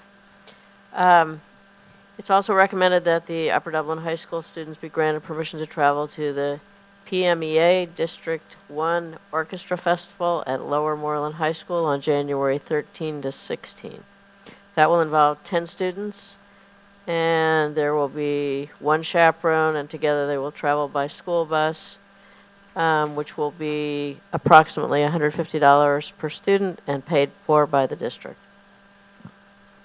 Okay, so we have, want me to do those 2 items? Okay, so we have 2 items under student activities. Dr. Ludwig made the motion. Is there a second? Second by Mr. Kim. Comments or questions? Just briefly, can we clarify in the wording of the motion whether this is District 11 or District 2? It's District 2 Roman numerals in the background, but District 11 in the text. Gotcha. Okay.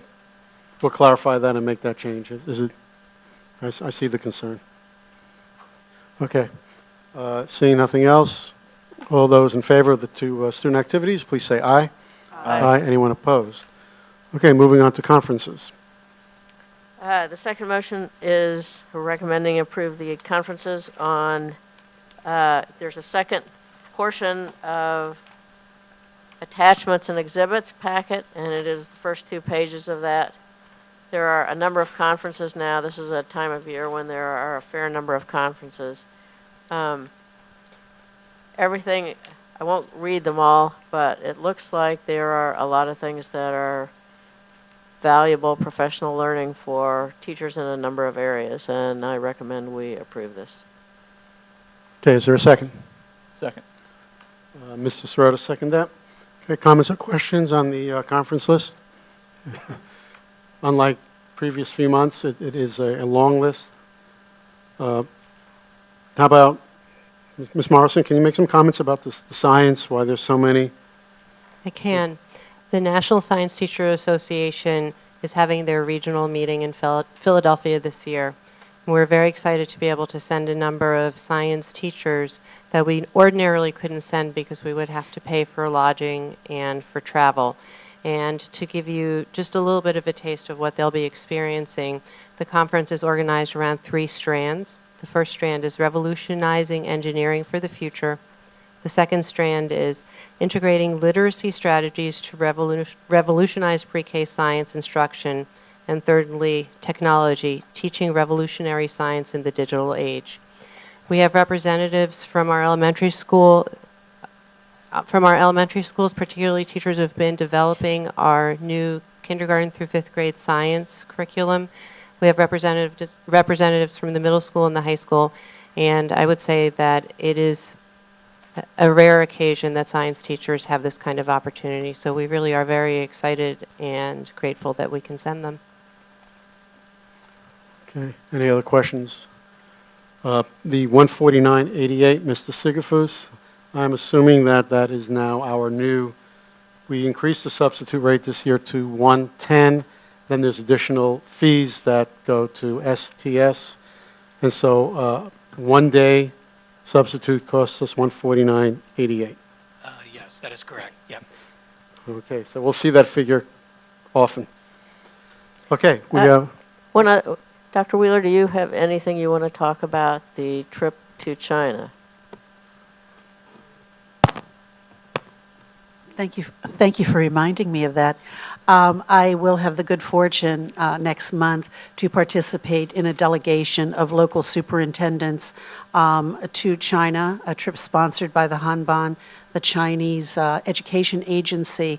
I will be traveling with 3 other local superintendents and the principal of a local high-achieving high school.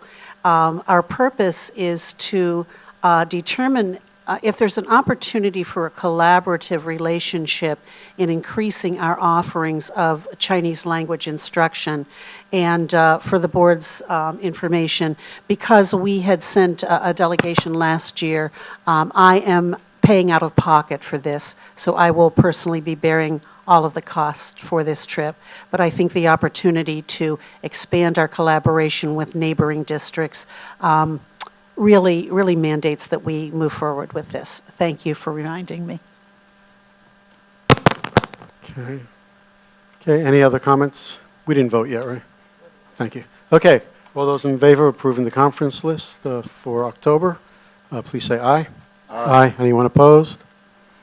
Okay, let's move forward. Again, when there is an opportunity for us to attend a national conference that's held in Philadelphia, and it's extremely relevant for the district, it's a great opportunity for us to send, those people that we know will benefit. It's similar to the International Society of Technology, ISTE, I call it.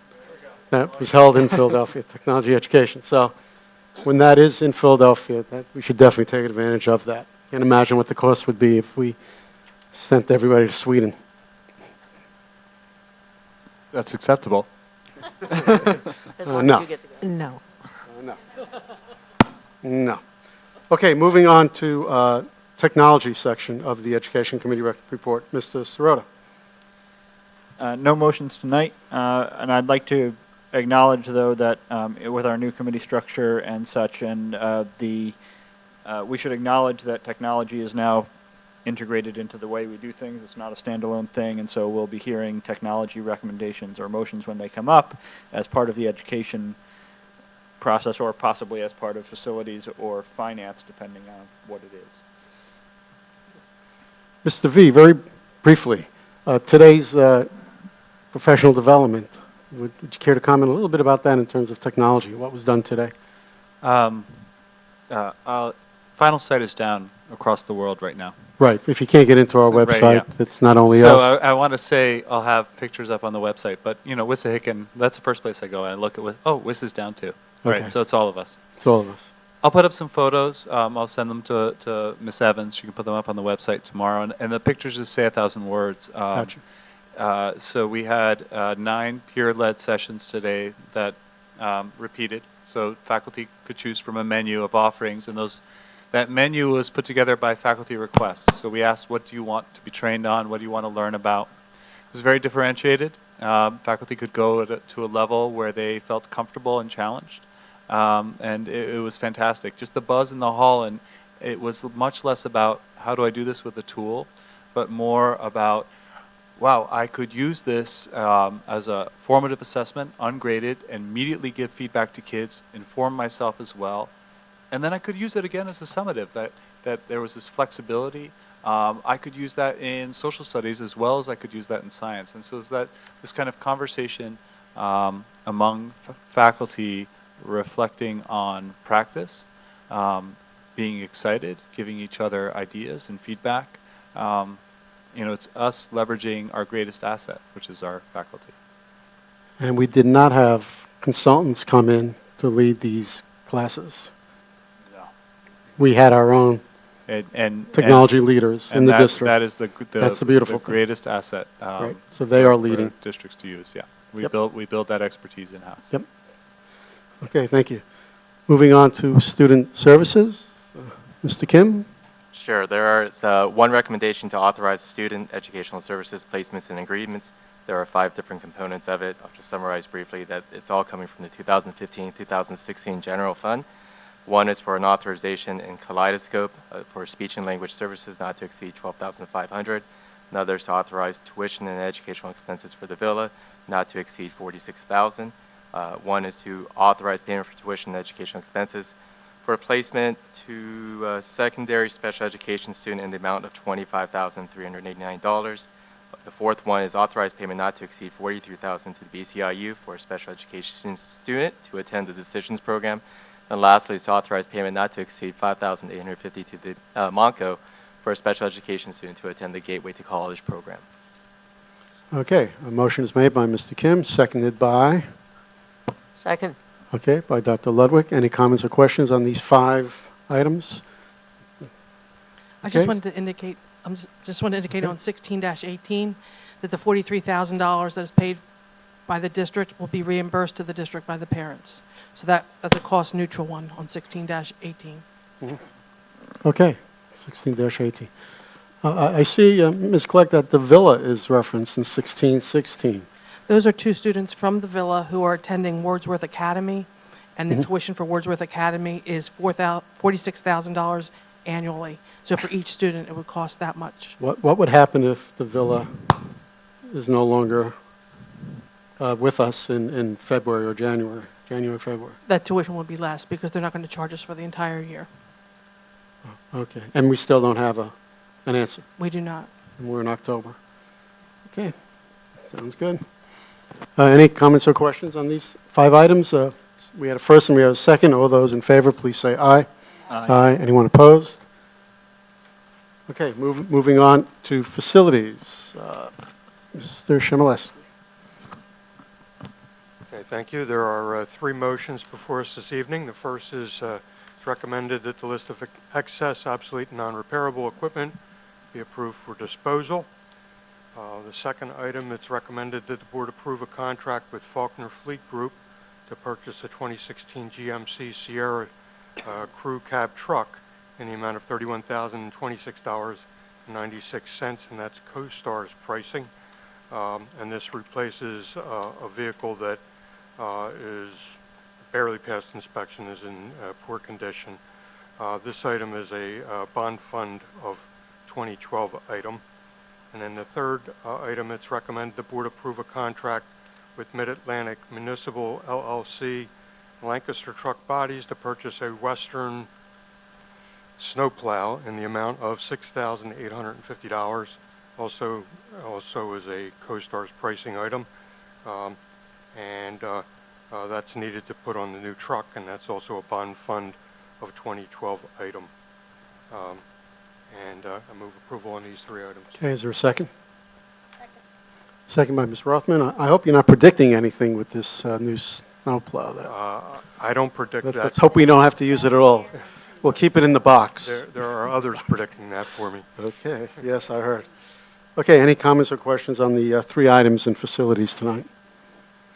Okay, seeing none, all those in favor, please say aye. Aye. Anyone opposed? Okay, thank you. Moving on to finance. Yes, we have 3 items in finance. We're on page 2, and I'll take the first 2 together. Number 1 being the treasurer's report, recommending that the board accept the treasurer's report for August and September 2015, the food services financial statements for July 2015 and August 2015, including food services file for audit, and the Upper Dublin High School student activity accounts trial balance for August and September 2015 and file for audit. And one more, please. The June 30, 2015 trial balances for Fort Washington Elementary School, Jarretttown Elementary, Thomas Fitzwater Elementary, Sandy Run Middle School, and the July 2015 trial balance for Maple Glen Elementary School. That's number 1. And number 2, approving the voucher list as it appears. Okay, so we have 2 items in the in the finance that we'll approve right now. Is there a second by someone? Okay, someone in the finance committee, second that. Comments or questions?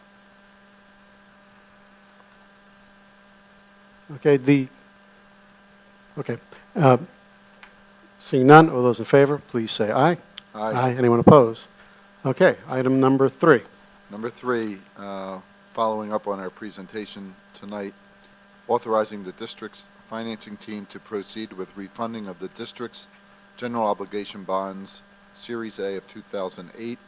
The board authorizing the business administrator in conjunction with Public Financial Management as financial manager, RBC Capital Markets LLC as underwriter, and Saul Ewing LLP as bond counsel to issue one or more series of general obligation bonds via a negotiated sale for the purpose of refunding all or a portion of the school district's general obligation bond Series A of 2008 as seen in option 1. Okay, so we're moving with option 1. Is there a second? Second. Mr. Sirota seconded that time. Mr. Sirota, our third member of the Finance Committee. Okay, comments or questions on this? Okay, seeing none, all those in favor of item 3 in finance, refinancing, please say aye. Aye. Anyone opposed? Great. We look forward to their visit next month and the rates staying low. Personnel Committee recommendations. I make a motion that with the board approve the Personnel Committee recommendations listed on pages 3, 4, and 5. Okay, 3, 4, and 5. Does that include the extracurriculars? Is that there? And also approve the co-curricular Co-curricular, activities sorry. report on page 6. Okay, in the co-curricular. Okay, is there a second? That could be anybody since, thank you, Ms. Rodney. Okay, comments or questions on the personnel report? We're approving the entire report minus the one item that we already approved with the hiring of Mr. Glass and the co-curricular. Okay, comments or questions? Seeing none, all those in favor, please say aye. Aye. Anyone opposed? Okay. We now have our brief policy report recommendations. Thank you, Dr. Livanowitz. We have 3 motions tonight. The first motion is to approve the second reading and the adoption of policies 121 field trips and policy 252 suicide and self-harming behavior prevention. Both of these policies were on our last legislative agenda and were approved for first reading. The second motion is to approve the first reading of policies 123 student athletics, policy 231 class trips and other district-sponsored outside events, as well as policy 921 alcohol possession and use general public, which is a new policy. The third motion is to approve the administrative regulations 121 field trips, 207 confidential communication from students, 217 graduation requirements, 353, 453, 553 required certifications, and 711 service animals in schools. Okay, is there a second? Second, Mr. Kim. Comments or questions? Okay, Dr. Wheeler has a typo that she'll... On page E18, at the very top, questions regarding the disclosure of confidential information shall be directed to a school guidance counselor. So we will insert the word to. And I believe that change has been made. It just didn't make it into this packet. Thank you. Okay. We had a first and a second of all the policy reports that are presented very well in this motion. The way we spread them out, the way we have the 3 different categories. So that helps a lot. Just to inform the public that we use all that time during the policy meetings to discuss these policies in depth with our solicitor and the representatives from the board who serve on the policy committee. We're not just blindly approving these. These were vetted for quite more than, some of them at least more than one meeting of policy. Correct. Okay, any other comments? I have a quick question. Mr. Sirota? I just want to verify no changes to 121 or 252 since the first reading? That's correct. Okay, thank you.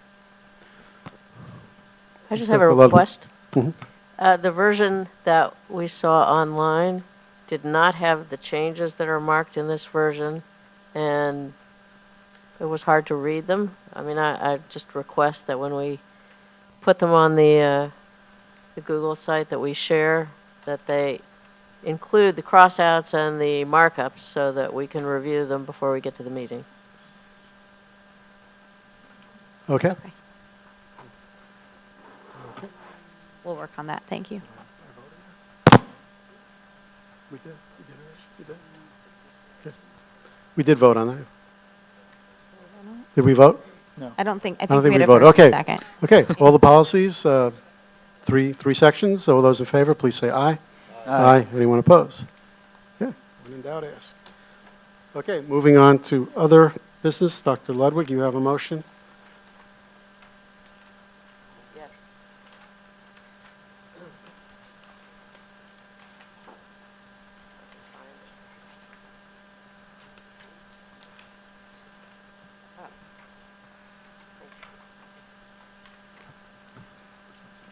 Okay, the motion is to approve the appointment of 8 new members of the Educational Advisory Committee. Their names are listed. Our board policy states that the EAC will consist of 9 to 15 board members.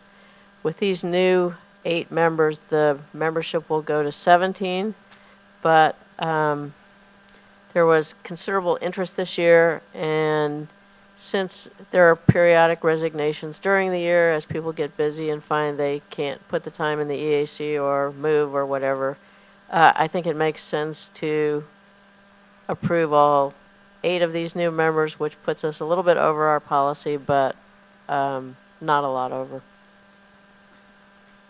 Okay. We have a second. New EAC members. Mr. Chmielewski. Okay. Comments or questions? Obviously, we would like to thank these people for serving. I know this, it's many of us on the board served at one time or another on the EAC, and we. There were times when it was hard to get enough members to serve, Well, periods, and there are times when there is significant interest, and I think it is great that there are many people in the school district Showing now interest. who have a lot of interest in what's going on and want to contribute by doing research that supports administrative and board decision-making. Yeah, and again, if there are people out in the community that wish to help serve on a committee or work with us, just email Brooke or superintendent, and we'll definitely find a spot for you to work on. There's always committees that we're establishing, and we need community input. There's one other item on the new business I'd like to make the motion. This is item 2. This is to approve the superintendent goals for 2015-16 as presented as amended tonight. Okay, so I'll make that motion. Is there a second? Second. Okay, Ms. Hester second that. Any comments or questions? Okay, all those in favor, please say aye. Aye. Anyone opposed? Okay, thank you very much. We are now moving on to liaison report. MC, I'm sorry. Art, may I? Sure, Mr. Sprout. On the goals, is now the time to discuss how we would like it presented to the community? Sure. We can open up discussion with the board. Do you have any suggestions, Mr. Sirota? Well, I think there's really 2 choices. One is as written, and one is without the lowest level of sub-bullets. Correct. I do not see any reason not to publish the full goals as written. Full version. The full version. Okay. Okay, any other comments from the board? Considering how we'll present it on the website, either the full version that we have tonight or the last bullet indent would not appear. I think I don't really have an objection. I mean, it's not like there's information to hide, but it seems to me that the level 2 bullets are actionable parts of the goals, and many of the level 3 bullets are more explanatory. So they're not really the goals, and I guess just to make it simpler to read and to look through, I would prefer going to the second level in what we publish on the web.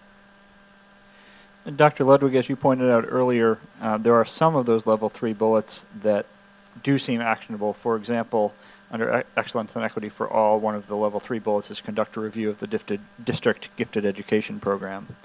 And if we were going to reduce the level of detail, I would want to elevate the ones that do read actionable.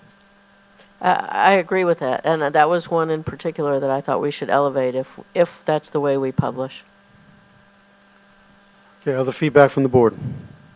I mean, I don't know if there are any others That- that we would want to elevate if we did it that way, but Well, let's hear what, anybody have a preference? Ms. Rothman and Mr. Kim, anything? Either way? I think we should go through, sorry, I think per Mr. Sirota's suggestion, we should go through and see which ones are actionable, and if we deem them to be so, that we would actually put them online as well. Well, I don't see any harm in just putting the entire document on the web and publishing that. Mr. Chmielewski, any preference? Okay. Mr. I agree. I think it's fine to put the entire document Sure. on the web. Okay, Mr. okay, I'm fine Dr. with that. Resnick? I would put the entire document.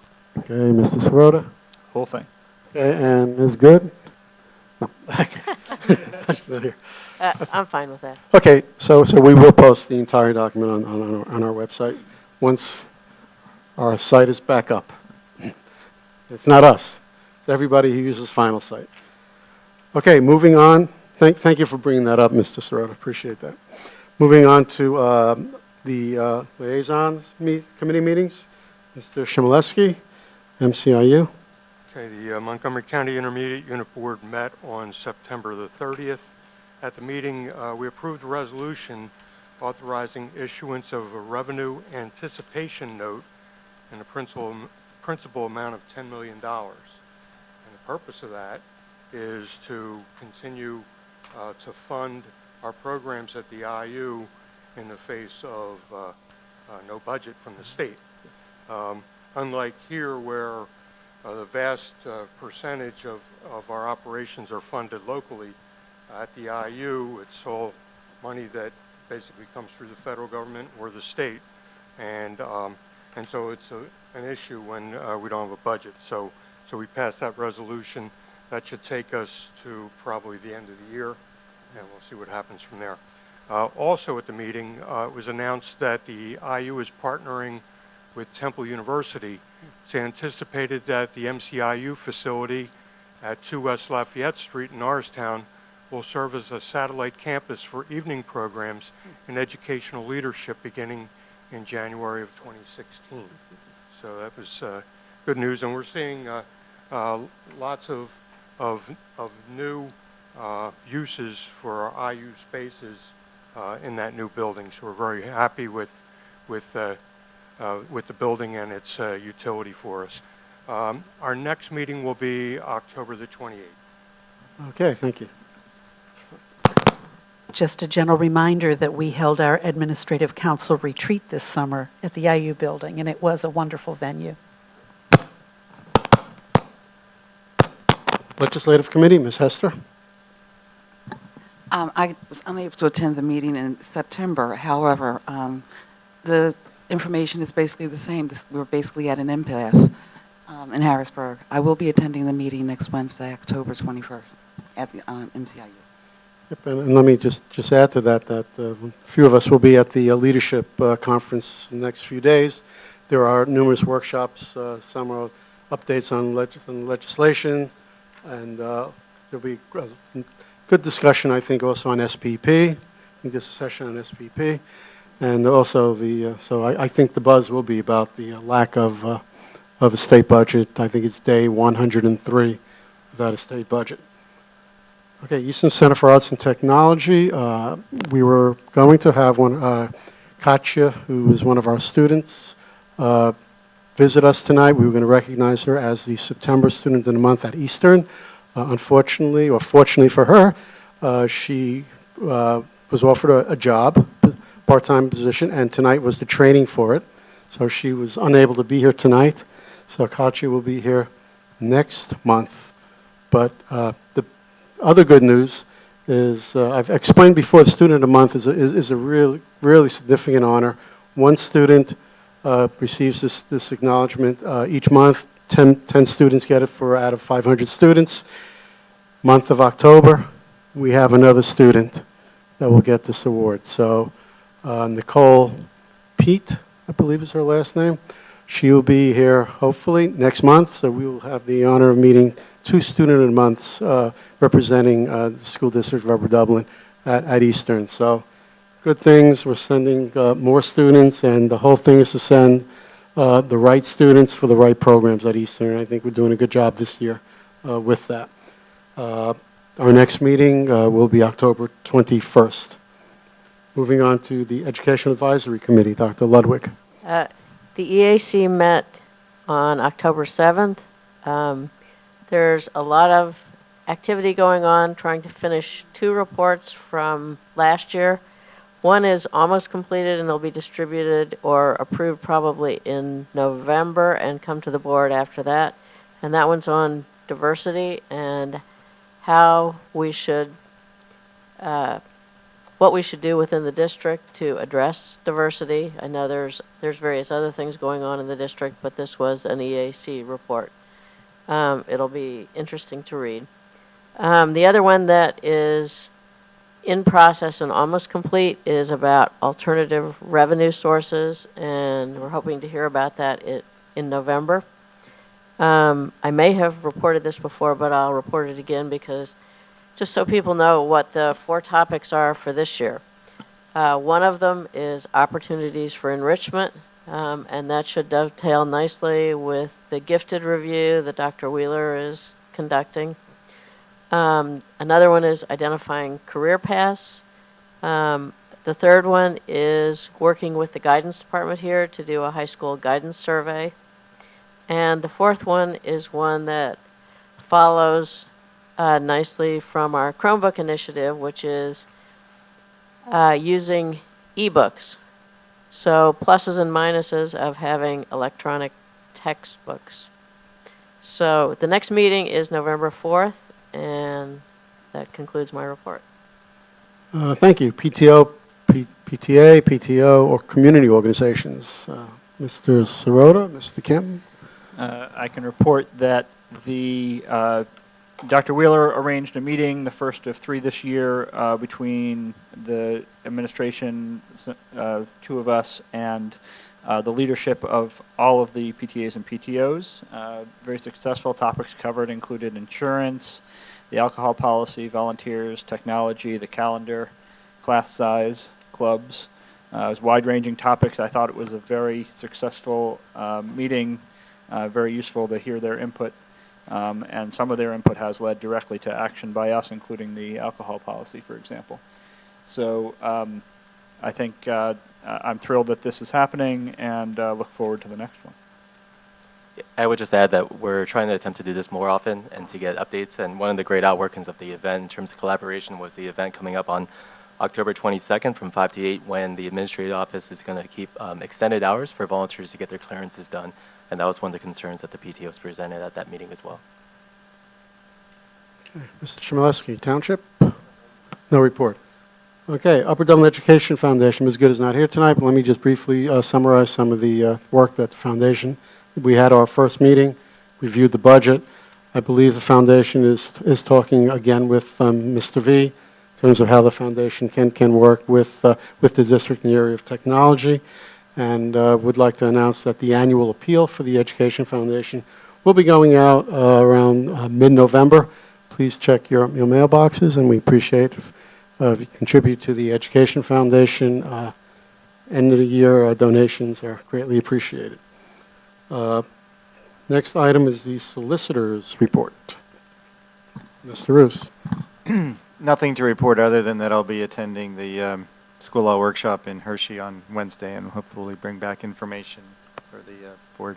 That's no cost to this district or any other client. So their conference occurs at the same time in Hershey as ours. We do, and many school board members Some students come to our conference. That's true. I wonder who for the one day. You guys are in the hotel. Okay. Moving on to, I guess we're up to our second round of community input. If anybody would like to address the community, other than Ginny Fatella.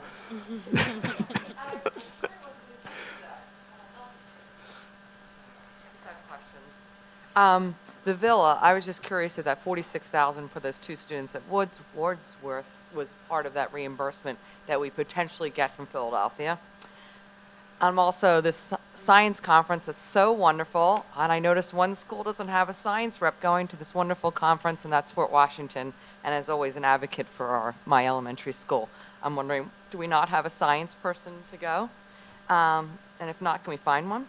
And Brenda, I think the trial balances for the elementary schools, I know we kind of talked about it, and I just thinking that is just an in and out kind of a thing. That's like when we have to pay for a teacher, it comes to you guys, and then it would be who does an activity, and then our PTA pays you, and then you turn around and pay us. Is that what that money's from that we're collecting?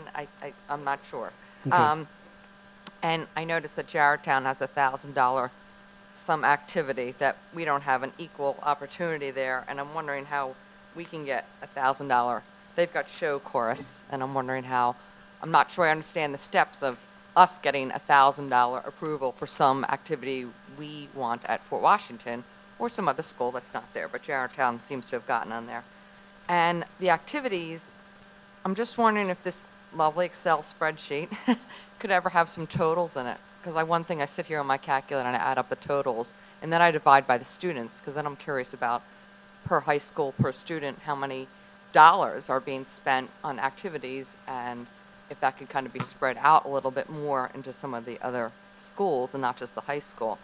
And the other thing I'd be curious about these activities is, do we ever get an accounting on how many if we have an activity, is it something at some school that only 15 people participate in or 60 people participate in? I'd be interested in knowing those kind of numbers on some of these activities. You know, if you got a big group to do something, it might be worth funding it or helping them out. So that's all. Question. Okay, anybody else? See no one else stepping forward for community input. We'll close community input. Can you make any comments on the villa and the dollars are going to the school? Certainly, we attempt to bill and regain the money from Philadelphia for any charges that we incur. We've not always been so successful with special education costs. Oftentimes, Philadelphia would like for us to ask permission before we place students, and then that doesn't always necessarily matter. We certainly do bill them, just so everybody's on the same page with that. And we continue to bill them because oftentimes they lose things or they have more questions, and we follow up with that. But as far as us receiving the amount of money that we expend this year, before June 30th, 2016, I would say that will not happen. Do you want to address the question on trial balance while the mic is near you?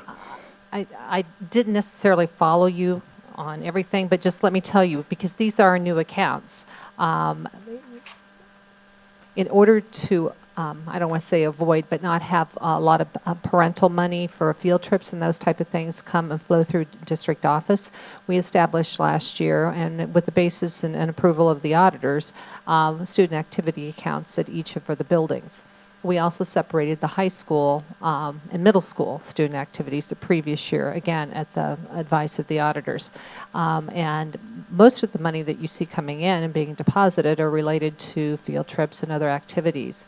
It's not money coming from the school district. So they're separate. You will see twice a year for the elementary. There's not a lot of activity, so the board can take formal action on those. Okay, Ms. Patella asked about seeing a running total. Not all activities are approved at one time for all the buildings, but Mr. Sigafus? That's correct. We typically bring them forward as they're due for approval. So like the year-long activities are approved at the beginning of the year, fall activities are approved at the beginning of the year, and then we'll be getting ready to approve the winter activities coming up, and then the spring activities, of course, are later on. But as far as the document goes, we can certainly put down there a running total. It's an Excel, so we can certainly put the totals there. The question about show course, when the clubs and activities were being reduced, I wasn't a part of that process. But from my understanding, the discussion between the administration, the building levels, and so on, show course was one of those recommended activities that, because of probably the involvement tied to the curriculum and the program, it was determined at that time not to cut that one. So that one's been on there for each year. And each year we just continue to renew it. So it's not like adding it back in, but it was never cut in the first place. So I think, as Dr. Wheeler mentioned, we're looking at the process of making recommendations for adding in clubs and activities as we're moving forward. And there are some additional clubs and activities too that I didn't quite include on there. Like Jarretttown and Thomas Fitz, and I think even Fort Washington, maybe looking at trying to do some clubs or activities this year, and if it means funding from the PTO or the building level to get those approved as well. So they'll be coming up in a future board report for approval. And just to add a little bit more detail, we're trying to get away from, and I don't want to use the word as a value judgment, but a haphazard approach to extracurriculars. So as we're going, again, I go back to the budget development process for next year. As part of the explicit conversations that we're having with each of the principals, activities are part of that conversation. There are some activities principals endorse. There are some activities that they don't endorse. So part of the work is work with the building principals, and then the building principals will bring it to the larger discussion about budget, and we'll move ahead in that direction. Ms. Morrison, the question regarding how the teachers were selected to attend the NSTA.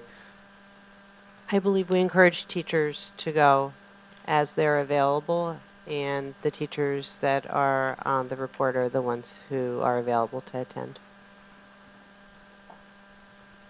Yeah. Okay. I think there was one other question, Dr. Levinowitz. Okay. And I happen to know because it's a time of year when we have to fill out the interscholastic report. Mm-hmm. So, which we do post to the website, and as has been pointed out, the website's down through no fault of our own. But it was posted for last year, and it's due again next week. And PD has made the information that we have to fill out on that report more and more onerous every year. So there is a lot of information as to the sports, the number of students, and all of those. So look at that. That may answer your question, and it may not. Okay, I think. I would just add to Dr. Levinowitz, Yep. I'm sorry, I forgot that question. Yep. I know the building levels do maintain an ongoing roster of how many students, especially at the secondary level. I think they even have a cap, sort of if it falls below like 12 or 15, they'll really look at whether or not they wish to continue that club or activity, and there might be another one that is very popular that they would like to put in its place. So the building levels do keep sort of like a running total of how many students are involved. Okay, I think we covered everything. Okay. Final comments from board members or superintendent? Okay, let me announce at this time that the upcoming committee meetings, facilities, Thursday, October 22nd at 9 a.m. Finance is also Thursday, October 22nd at 6 p.m. Policy meeting, October 26th at 1:30. Education Committee meets Monday, November 2nd, and the next legislative meeting is scheduled for Monday, November 9th, 2015, in the Cardinal Room. Unless indicated differently on the website, we will continue to have attempt to have all of our committee meetings in the half of the Cardinal Room. Before we adjourn, I'd like to announce that the board will move to executive session after this meeting to discuss personnel issue. Is there a motion to adjourn? So move. Second? Second. Joe? Okay, Robert? Okay, all those in favor, please say aye. Aye. Anyone opposed? Okay, thank you.